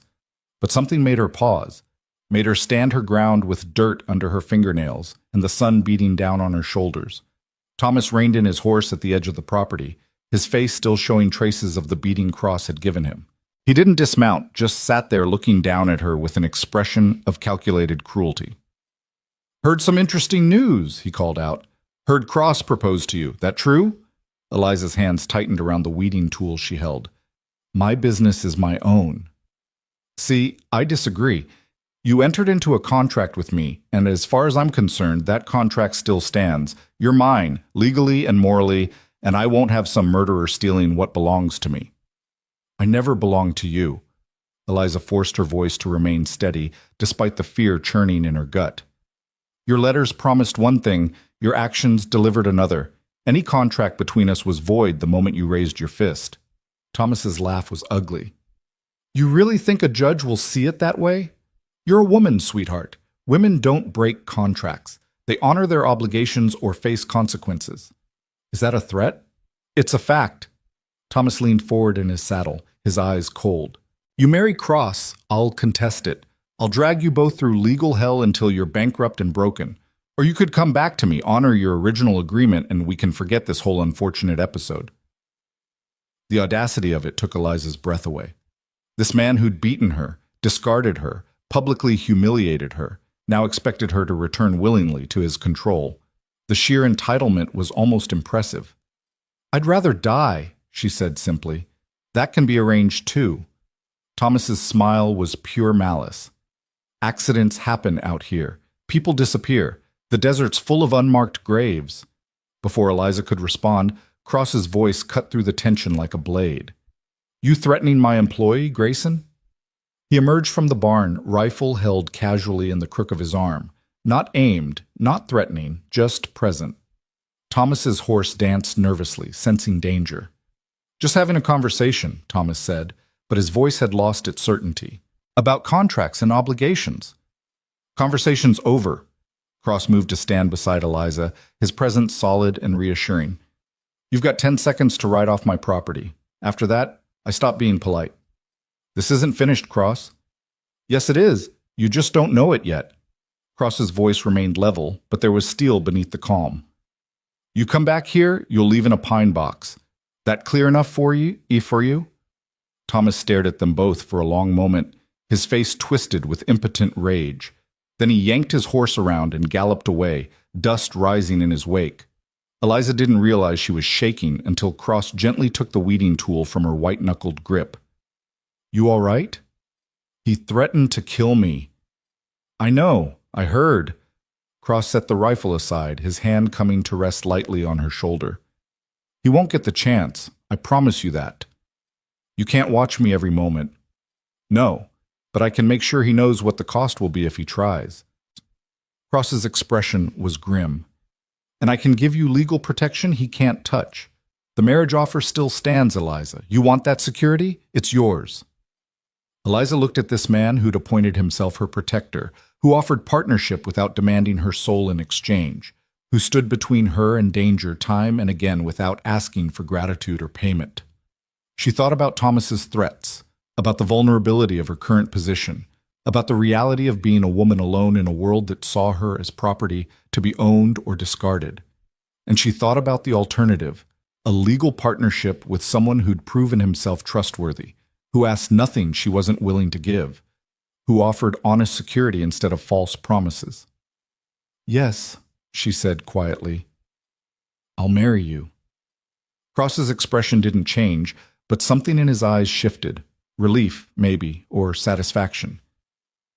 "You're sure? This isn't just fear talking?" "I'm sure. Fear's part of it, I won't lie. But it's not the only part. You're offering me something real, something I can build on. That's more than most women get. I'd be a fool to refuse." "When?" Cross asked, ever practical. "Soon. Before Thomas can file whatever legal challenges he's planning. Before he has time to cause more trouble." Eliza managed a shaky smile. "Unless you need time to prepare?" "Nothing to prepare. We can ride to town tomorrow, find a preacher, handle the paperwork. Be done by afternoon if we're efficient about it." The romance of it was non-existent, but somehow that made it more honest. This wasn't a fairy tale wedding with white dresses and flowers. This was a practical arrangement between two damaged people trying to survive in a harsh world. "Tomorrow, then," Eliza agreed. That evening, they sat on the porch watching the sun set in streaks of gold and crimson. Cross whittled a piece of wood with his pocket knife, the rhythmic scraping sound oddly soothing. Eliza mended one of his shirts, her needle flashing in the fading light. "I should tell you something," Cross said without looking up from his whittling. "Before we do this, you should know what you're getting." Eliza's hands stilled. "What do you mean?" "I'm not an easy man to live with. I'm quiet, keep to myself, got habits that'll probably drive you mad. I don't talk much about feelings, don't like crowds, prefer my own company most times." He paused, the knife going still. "And I've got darkness in me, Eliza. The thing I did, killing Thornton, it's not something you do and walk away clean. Sometimes I wake up in the night and I can still see his face, still hear Sarah crying. That's not going to magically disappear because we signed some papers." "I know." Eliza set down her mending, giving him her full attention. "I've got my own darkness.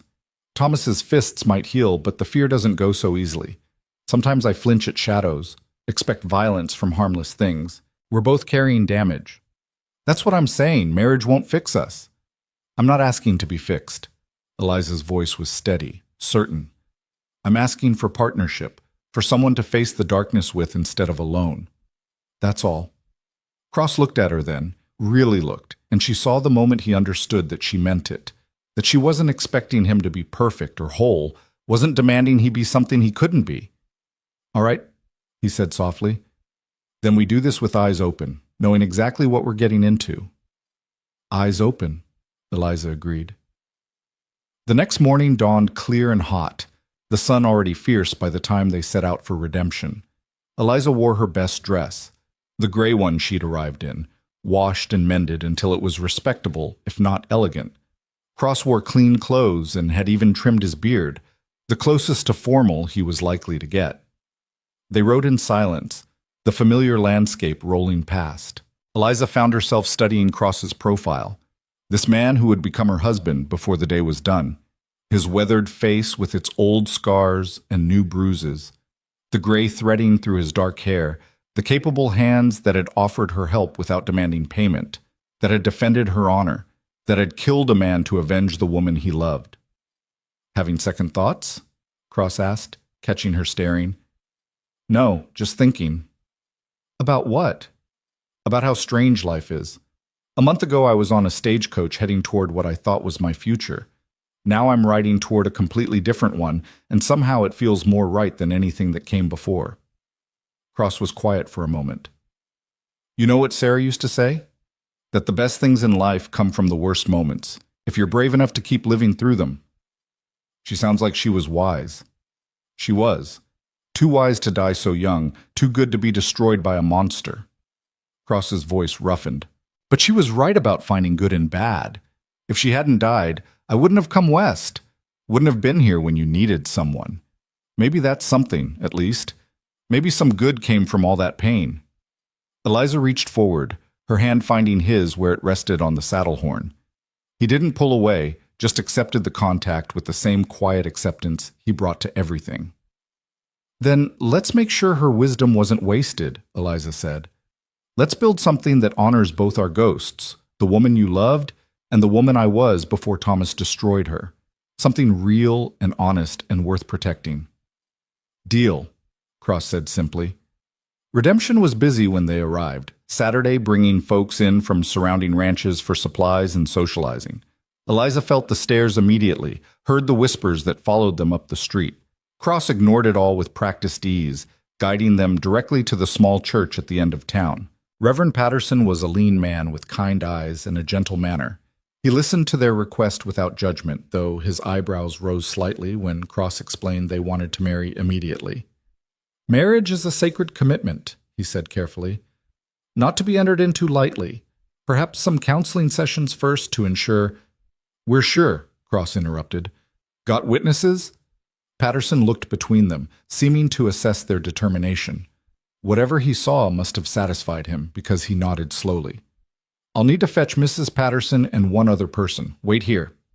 He disappeared into the back of the church, returning minutes later with his wife, a plump woman with a practical air, and Deputy Williams, who looked surprised but willing.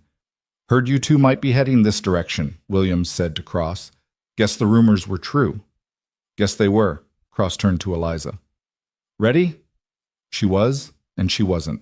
This was happening too fast, too simply, without any of the ceremony or romance she'd once dreamed about. But those dreams had belonged to a different woman, one who believed in fairy tales and happy endings. The woman she was now understood that real security came from practical arrangements, not pretty promises. I'm ready, she said. The ceremony was brief, almost perfunctory. Reverend Patterson spoke about commitment and partnership, about facing life's hardships together. He asked if they came freely to this union, if they promised to honor and respect each other. They each said yes, their voices steady in the quiet church. There were no rings, no flowers, no music. Just two people standing before a preacher and making vows that had more to do with survival than love. By the power vested in me, I now pronounce you husband and wife. Patterson smiled gently. You may kiss the bride. Cross hesitated, clearly uncertain. They'd never kissed, had barely touched beyond the practical necessities of daily life. But Eliza understood the importance of this moment, the public nature of the commitment. She leaned forward, pressing her lips briefly to his in a kiss that was more contract than passion. When they pulled apart, she saw something shift in Cross's eyes. Recognition, maybe, or acknowledgement that they'd crossed a threshold from which there was no retreat. Congratulations, Mrs. Patterson said warmly, embracing Eliza. May you build a strong and lasting partnership. The word choice was deliberate, Eliza noticed. Partnership, not love. Practical, not romantic. It suited them perfectly. They signed the necessary papers, Williams and Mrs. Patterson serving as witnesses. It was done within the hour, legal and binding, transforming Eliza from employee to wife with the stroke of a pen. As they prepared to leave, Williams pulled Cross aside. Grayson's been making noise about contesting this. Says you coerced her, that she's not in her right mind. She's standing right there, Cross said flatly. She can speak for herself. Williams turned to Eliza. Ma'am, are you marrying this man of your own free will? No one's forcing you, threatening you. Eliza met his eyes directly. I'm choosing this freely. Mr. Cross has offered me partnership and security, and I've accepted. No one forced me. You understand what you're giving up? Once you're married, your property becomes his, your legal autonomy. I understand perfectly.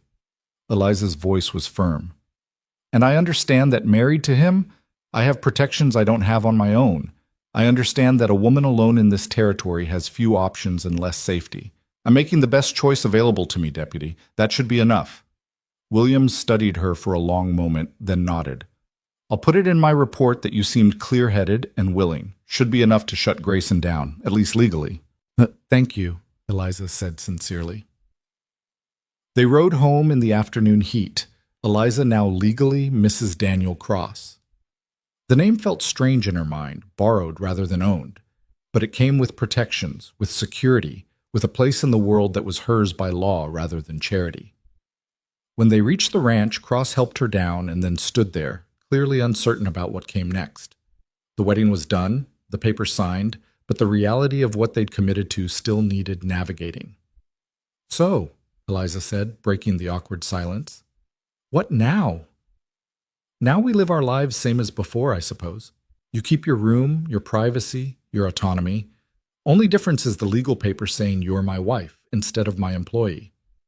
That's all? Eliza wasn't sure whether to feel relieved or disappointed. That's all. Unless you want more. Cross met her eyes. I meant what I said, Eliza. No expectations, no demands.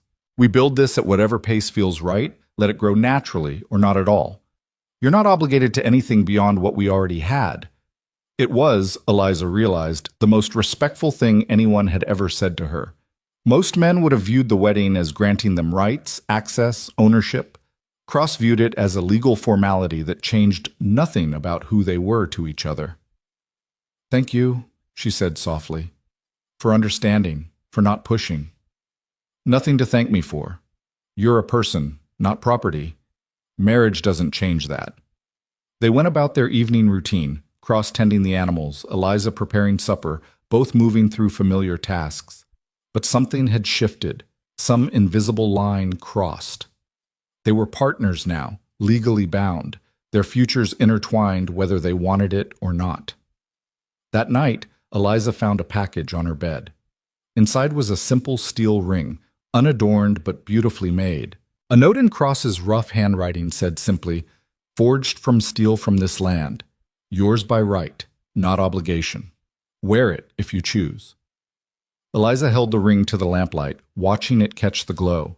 It wasn't gold or silver, wasn't fancy or expensive, but it was honest, practical, made specifically for her by a man who valued truth over prettiness. She slipped it onto her finger. It fit perfectly. Outside, the desert breathed its ancient breath, and somewhere in the darkness, a coyote sang to the moon. Eliza stood at her window, looking out at the life she'd chosen, harsh, honest, built on foundations of mutual respect rather than romantic fantasy. It wasn't what she'd dreamed of as a girl.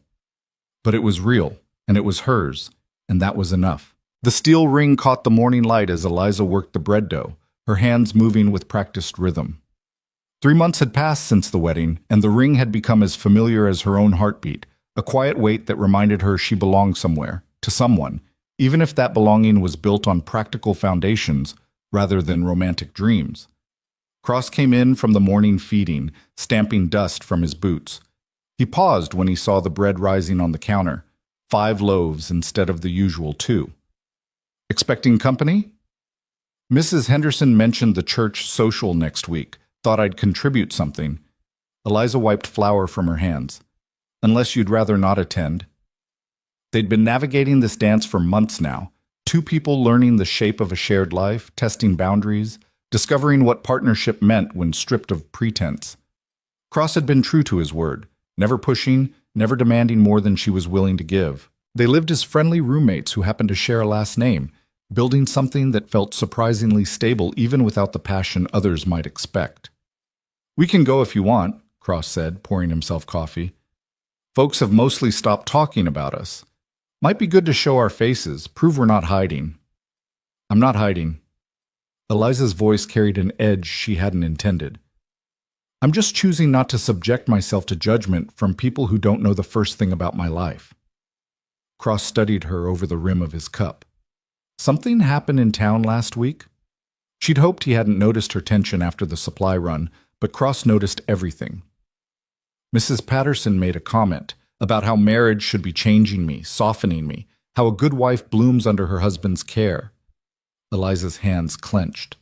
As if I'm some plant that needs the right conditions to flourish, instead of a person who's survived things she can't even imagine. What'd you say? I thanked her for her concern and changed the subject. Eliza turned back to her dough, punching it down with more force than necessary. But I wanted to tell her that I didn't marry you to bloom like some hothouse flower. I married you to survive, to build something real, to have legal protection in a world that sees women as property. You could have told her that. And scandalized the entire congregation? No, thank you. Eliza shaped the dough into loaves with sharp, efficient movements. I'm tired of explaining myself, Daniel. Tired of pretending this is something it's not just to make other people comfortable. Cross set down his cup, came to stand beside her at the counter. He didn't touch her, respecting the space she still sometimes needed, but his presence was solid and grounding. Then don't pretend. We know what this is, a partnership built on honesty and mutual respect. Anyone who doesn't like it can go to hell. The casual profanity surprised a laugh out of her. Very Christian of you. Never claimed to be a saint. Cross's mouth quirked in that almost smile she'd learned to recognize. But I meant it. We don't owe anyone explanations about how we live our lives. We're doing the best we can with what we've got. That's more than most can say. Eliza felt some of the tension drain from her shoulders. This was what she valued most about their arrangement, the complete absence of pretense, the understanding that they were both damaged people finding their way without the burden of unrealistic expectations. Thank you, she said softly, for not demanding I be something I'm not. Same to you. Cross returned to his coffee, the moment of connection passing as naturally as it had arrived. I've got fence work up north today. Should be back by supper. I'll have something ready. He left shortly after, and Eliza finished her bread in peaceful silence. The house had become truly theirs over these months, her touches evident in the curtains she'd sewn, the herbs growing in pots on the windowsill, the way she'd reorganized the pantry for better efficiency. Cross's presence showed in the sturdy shelves he'd built for her books, the rocking chair he'd repaired so she could sit comfortably for mending, the small gestures that spoke of consideration, even without words of affection. It was, she thought as she cleaned flour from the counter, a strange kind of contentment. Not the passionate happiness the romance novels she'd once read promised, but something steadier, something that might actually last. She was hanging wash when she heard the riders approaching, 3 of them, moving fast. Eliza's heart jumped, old instincts screaming danger. She dropped the shirt she'd been pinning and ran for the bell, yanking the rope hard enough to make it clang frantically. The riders were closer now, close enough for her to recognize Thomas Grayson flanked by 2 men she didn't know. Not Frank and his friends. These were harder men, professionals rather than bullies. They reined in their horses at the property line, and Thomas dismounted with the confidence of a man who believed he had the law on his side. "Mrs. Cross," he called out, the title dripping with mockery. "Or should I still call you Mrs. Warren, since that joke of a marriage won't be standing much longer?" Eliza stood her ground, though every instinct screamed at her to run for the house, to lock herself inside. "You're trespassing. Leave now." "I don't think so."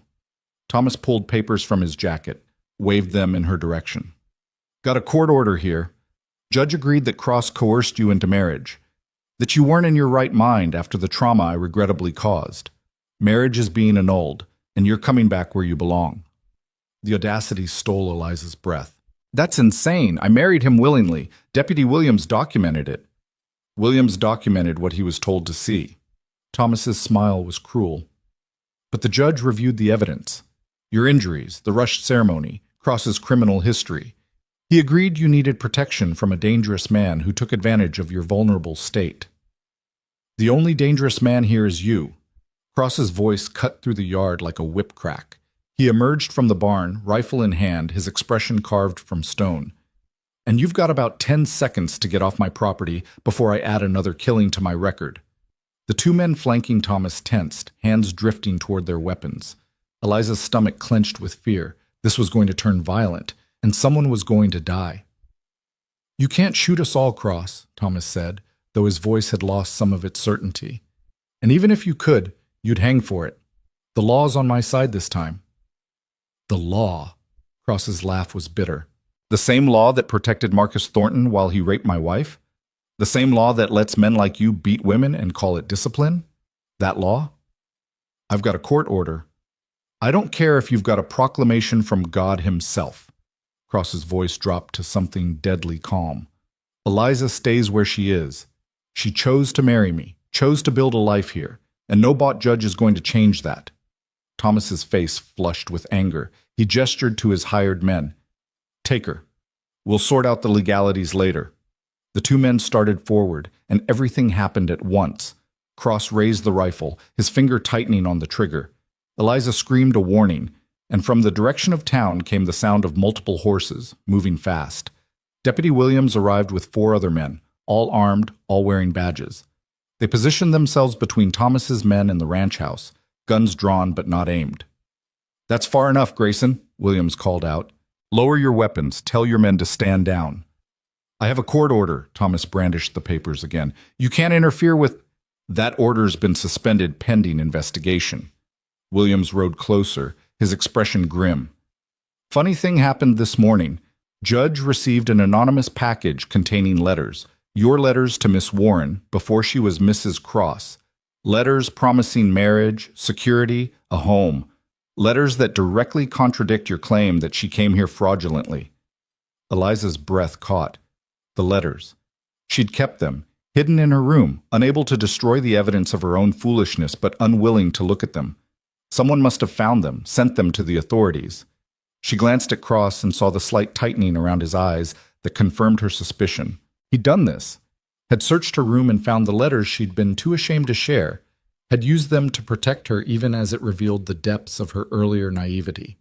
Thomas's face went from red to pale. Those letters are private correspondence. They can't be used as... They're evidence of intent, Williams interrupted. Evidence that you invited her here with specific promises, promises you failed to honor, combined with the medical documentation of her injuries and testimony from folks who saw you beat her in the street. They paint a pretty clear picture of who the victim is in this situation. She still owes me, Thomas's voice cracked with desperation. She made a commitment, a contract you violated the moment you raised your hand to her. Williams's tone was final. Now you've got 2 choices. You can ride back to town peacefully, and we'll consider this matter closed. Or you can keep pushing, and I'll arrest you for trespassing, harassment, and attempted kidnapping. Your call. Thomas looked between Williams and Cross, calculating his odds. Whatever he saw made his shoulders slump in defeat. This isn't over, he said, but the words lacked conviction. I'll find another judge, another way. You do that. Cross's voice was flat. But if you come near my wife again, I won't wait for the law. That clear enough for you? Thomas mounted his horse without another word, his hired men following suit. They rode away at a gallop, dust rising in their wake like the remnants of a broken dream. Williams dismounted, approached the porch where Eliza stood trembling with delayed fear and adrenaline. You all right, ma'am? I am now. Thank you, Deputy, for coming when you did. Thank your husband. He rode into town at dawn, showed me those letters, explained the situation. I got the judge out of bed to review them, and he agreed the annulment order was based on false pretenses. Williams glanced at Cross. You should know, Grayson's got friends. This might not be completely finished. Let them come. Cross had lowered the rifle, but his expression remained hard. I'm done running from men who think money and influence put them above consequence. Williams nodded slowly. Just be careful, both of you.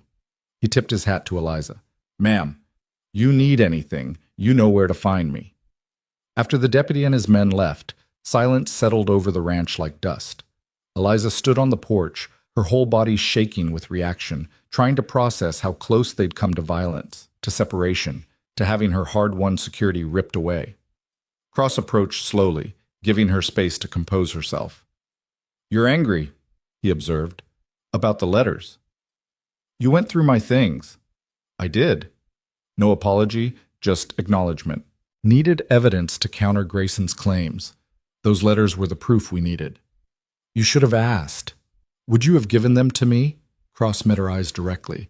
Or would shame have kept you from sharing them, even if it meant losing everything we've built?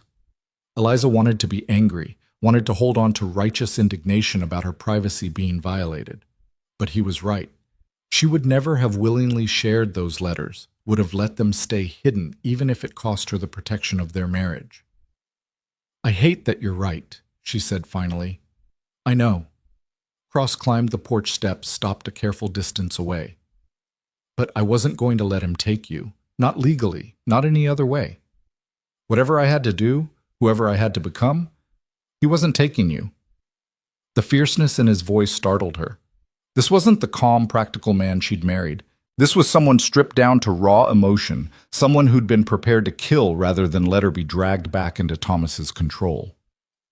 You would have shot them, she said, making it a statement rather than a question. Yes. All three of them, even knowing it would mean hanging. Yes. Cross's jaw tightened. I already killed one man to protect someone I cared about. You think I'd hesitate to do it again? The admission hung between them. Someone I cared about. Not loved, he'd been clear about that boundary, but cared about, valued, considered worth protecting even at the cost of his own life. Daniel, Eliza's voice came out softer than she'd intended. You can't keep sacrificing yourself for broken women. Sarah's death wasn't your fault, and neither would mine be if something happened. I know that. But his expression suggested otherwise, suggested he carried guilt for things beyond his control, for failures that existed only in his own mind. Doesn't change what I do to keep you safe. Eliza studied this complicated man who'd become her husband, her partner, her unexpected anchor in a storm-tossed world. She thought about the past 3 months, the quiet domesticity they'd built, the way he'd never pushed for more than she could give but had been there, steady and certain, whenever she needed him. She thought about the steel ring on her finger, forged from the land he'd claimed as his own, and offered to her as a symbol of choice rather than obligation. She thought about the letters he'd found and used to protect her, violating her privacy but saving her freedom. She thought about the rifle he'd been prepared to use, the lives he'd been willing to take, the price he'd been willing to pay. And she realized with sudden, startling clarity that what they'd built wasn't just partnership or convenience or mutual protection. It had become something more, something that defied the neat categories they'd tried to impose on it. I choose you, she said abruptly. Not because I'm afraid of Thomas, not because I need legal protection, not because it's practical or convenient.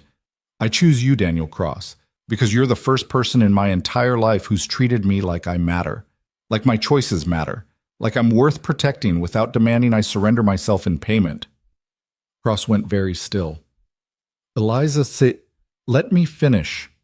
She stepped closer, closing the distance he always maintained. I know you loved Sarah. I know that kind of love doesn't come twice, and I'm not asking for it.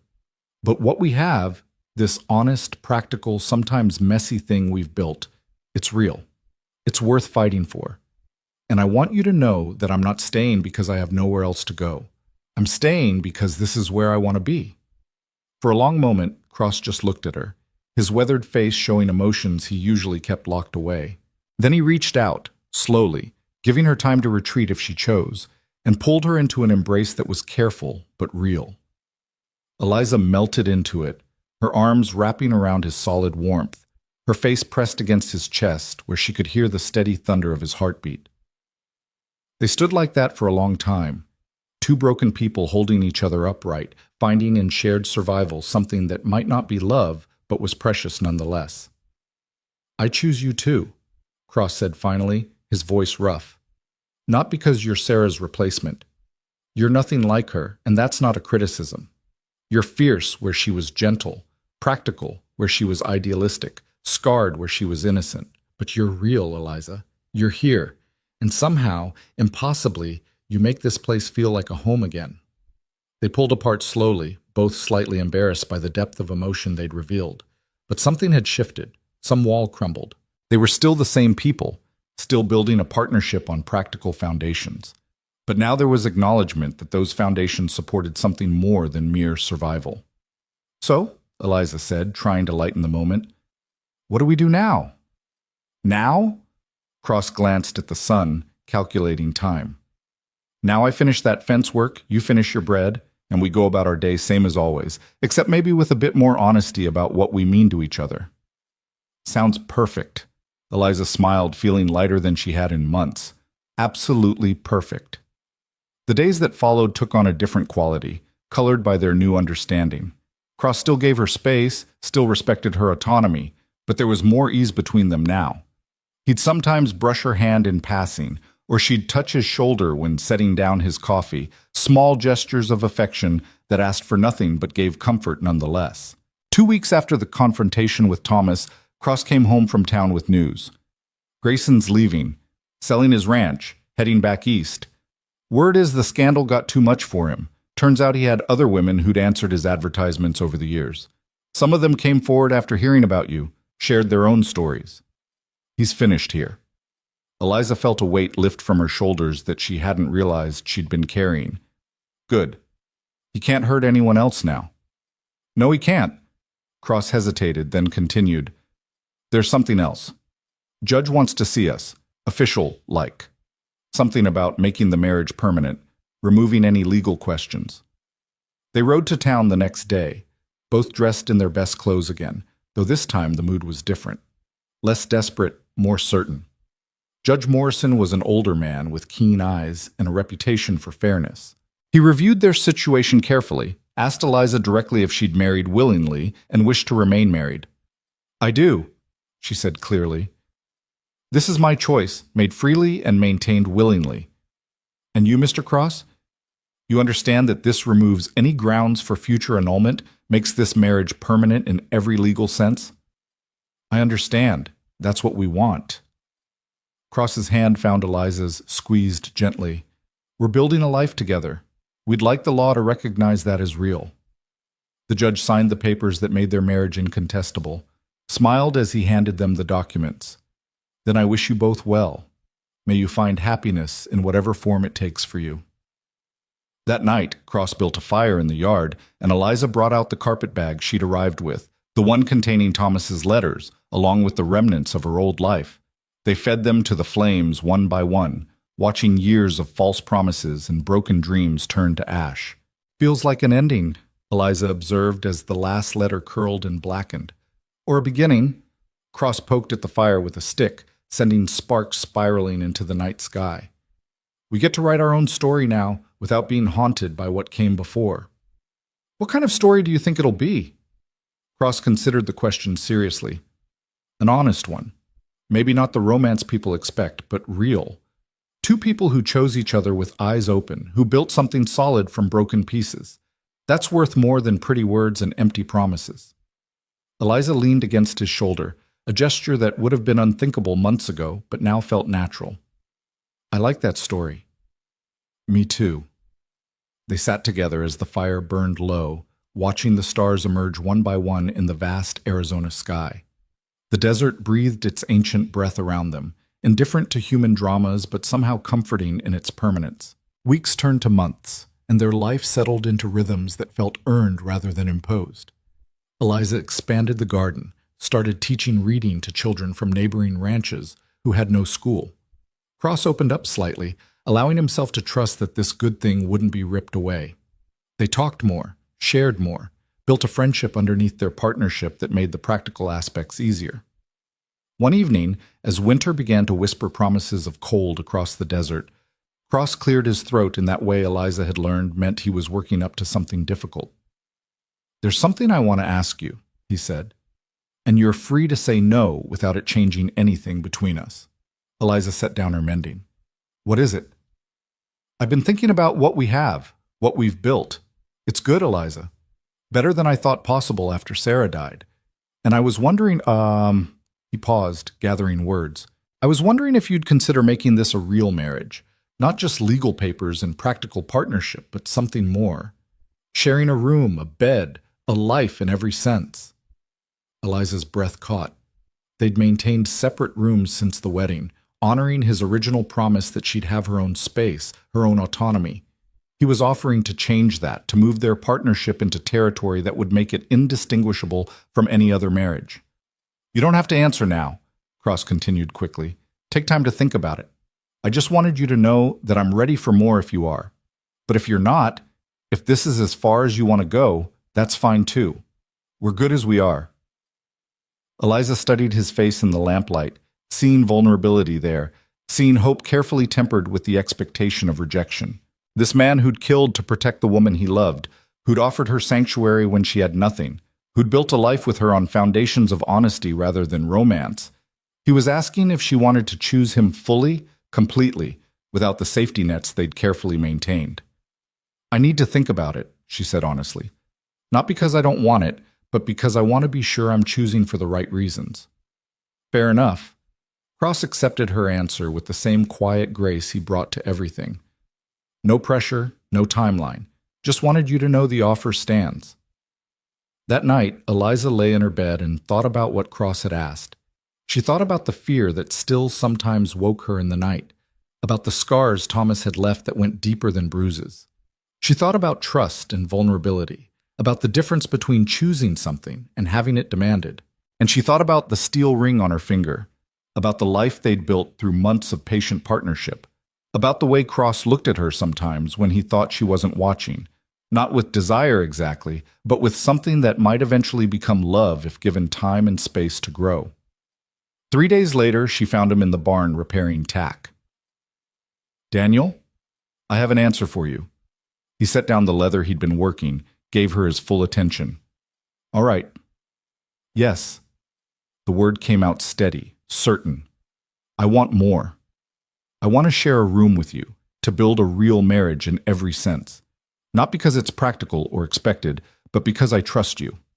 Because what we have is worth deepening." Cross's expression transformed, hope and relief and something warmer flooding across his weathered features. "You're sure?" "I'm sure." Eliza stepped closer, took his work-roughened hands in hers. "I'm choosing this, choosing you, choosing us, with eyes open and heart willing." He pulled her into an embrace that was no longer careful but celebratory, and Eliza felt something click into place inside her chest. This was what she'd been searching for without knowing it.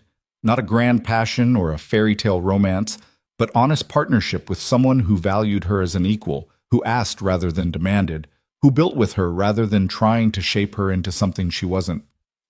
That night, Cross moved his things into her room, their room now, and they lay together in the darkness, talking in whispers about the future they'd build together. It was tentative at first, both of them learning the shapes of this new intimacy, but it was real. It was chosen. It was theirs. "Thank you," Cross murmured against her hair, "for giving me a second chance at this, at having a partner, a home, a reason to wake up in the morning. Thank you for seeing me as worth saving when I couldn't see it myself." Eliza's voice was thick with emotion, for offering partnership instead of ownership, for building something honest instead of playing at romance. They fell asleep tangled together, two broken people who'd found in each other not healing exactly, but something better, acceptance of their scars, and the determination to build something beautiful anyway. Winter came and went, bringing cold nights and the need to huddle close for warmth. Spring arrived with wildflowers painting the desert in impossible colors. Summer blazed down with its familiar ferocity, and through it all, Eliza and Cross built their life one day at a time. The ranch prospered under their joint management. Eliza's teaching grew into a small school that met 3 days a week, giving isolated children access to education they wouldn't otherwise have. Cross expanded his herd, built additional corrals, became known throughout the territory as a fair dealer and a man of his word. They weren't perfect. They still had hard days, still carried scars that sometimes ached. Eliza still flinched at sudden movements, still had nightmares about Thomas's fists. Cross still woke sometimes with Sarah's name on his lips, still carried guilt for violence he couldn't undo. But they faced those demons together, talked through the hard things, built something stronger because it was founded on truth rather than illusion. 1 year to the day after their wedding, Cross presented Eliza with a gift, a simple wooden box containing seeds for roses. "Thought maybe you could plant these by the porch," he said, almost shy. "Give us something beautiful to look at." Eliza laughed, remembering Mrs. Patterson's comment about blooming under a husband's care. "Roses, really? What's wrong with roses?" "Nothing. They're perfect." She kissed him, a gesture that had become natural over months of growing intimacy. "We'll plant them together. Build something beautiful, like everything else we've done." They planted the roses that afternoon, working side by side in the Arizona sun, adding beauty to the practical life they'd constructed. The roses would grow slowly, would need tending and patience, would face harsh conditions, but would bloom nonetheless if given proper care. Not unlike the marriage they'd built, Eliza thought, as she patted earth around the roots. Not unlike the love that had grown despite both of them swearing it impossible. That evening, as they sat on the porch watching the sunset paint the desert in impossible colors, Cross took her hand. "I need to tell you something." Eliza's heart skipped, old fears stirring. "What is it?" "I love you." The words came out rusty, unpracticed, but absolutely sincere. "Didn't think I could. Didn't think I'd ever feel that way again after Sarah. But I do. I love you, Eliza. Not the same way I loved her. It's different, built on different things. But it's real, and I needed you to know." Tears filled Eliza's eyes, spilling down her cheeks unchecked. "I love you too. Didn't plan to, didn't want to risk it. But somewhere between practical partnership and honest living, I fell in love with you, with your quiet strength, your fierce protection, your absolute refusal to lie just to make things easier." They kissed as the sun set, sealing promises that had taken a year to ripen, but were all the stronger for the time invested. This wasn't the love of fairy tales, instant and overwhelming. This was something harder won and more durable. Love built on foundation of respect and honesty. Love that had survived harsh conditions and grown anyway. Years passed, marked by the changing seasons and the deepening of their partnership. The roses grew tall beside the porch, blooming in defiant beauty against the desert landscape. Children came to learn, stayed for Eliza's gentle teaching and Cross's quiet wisdom. The ranch became known as a place where broken things could heal, where second chances were possible. Eliza never forgot where she'd come from, the mail-order bride who'd arrived covered in bruises, desperate and alone. But she didn't let that define her. She'd chosen to build something new, had found in Daniel Cross a partner worthy of the trust she'd been terrified to give. They had a son eventually, then a daughter.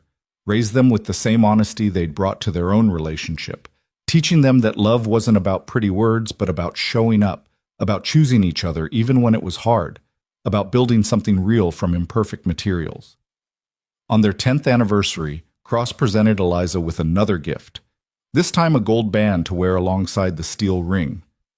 "Thought you deserved something precious," he said, "something that showed the world how much you mean to me."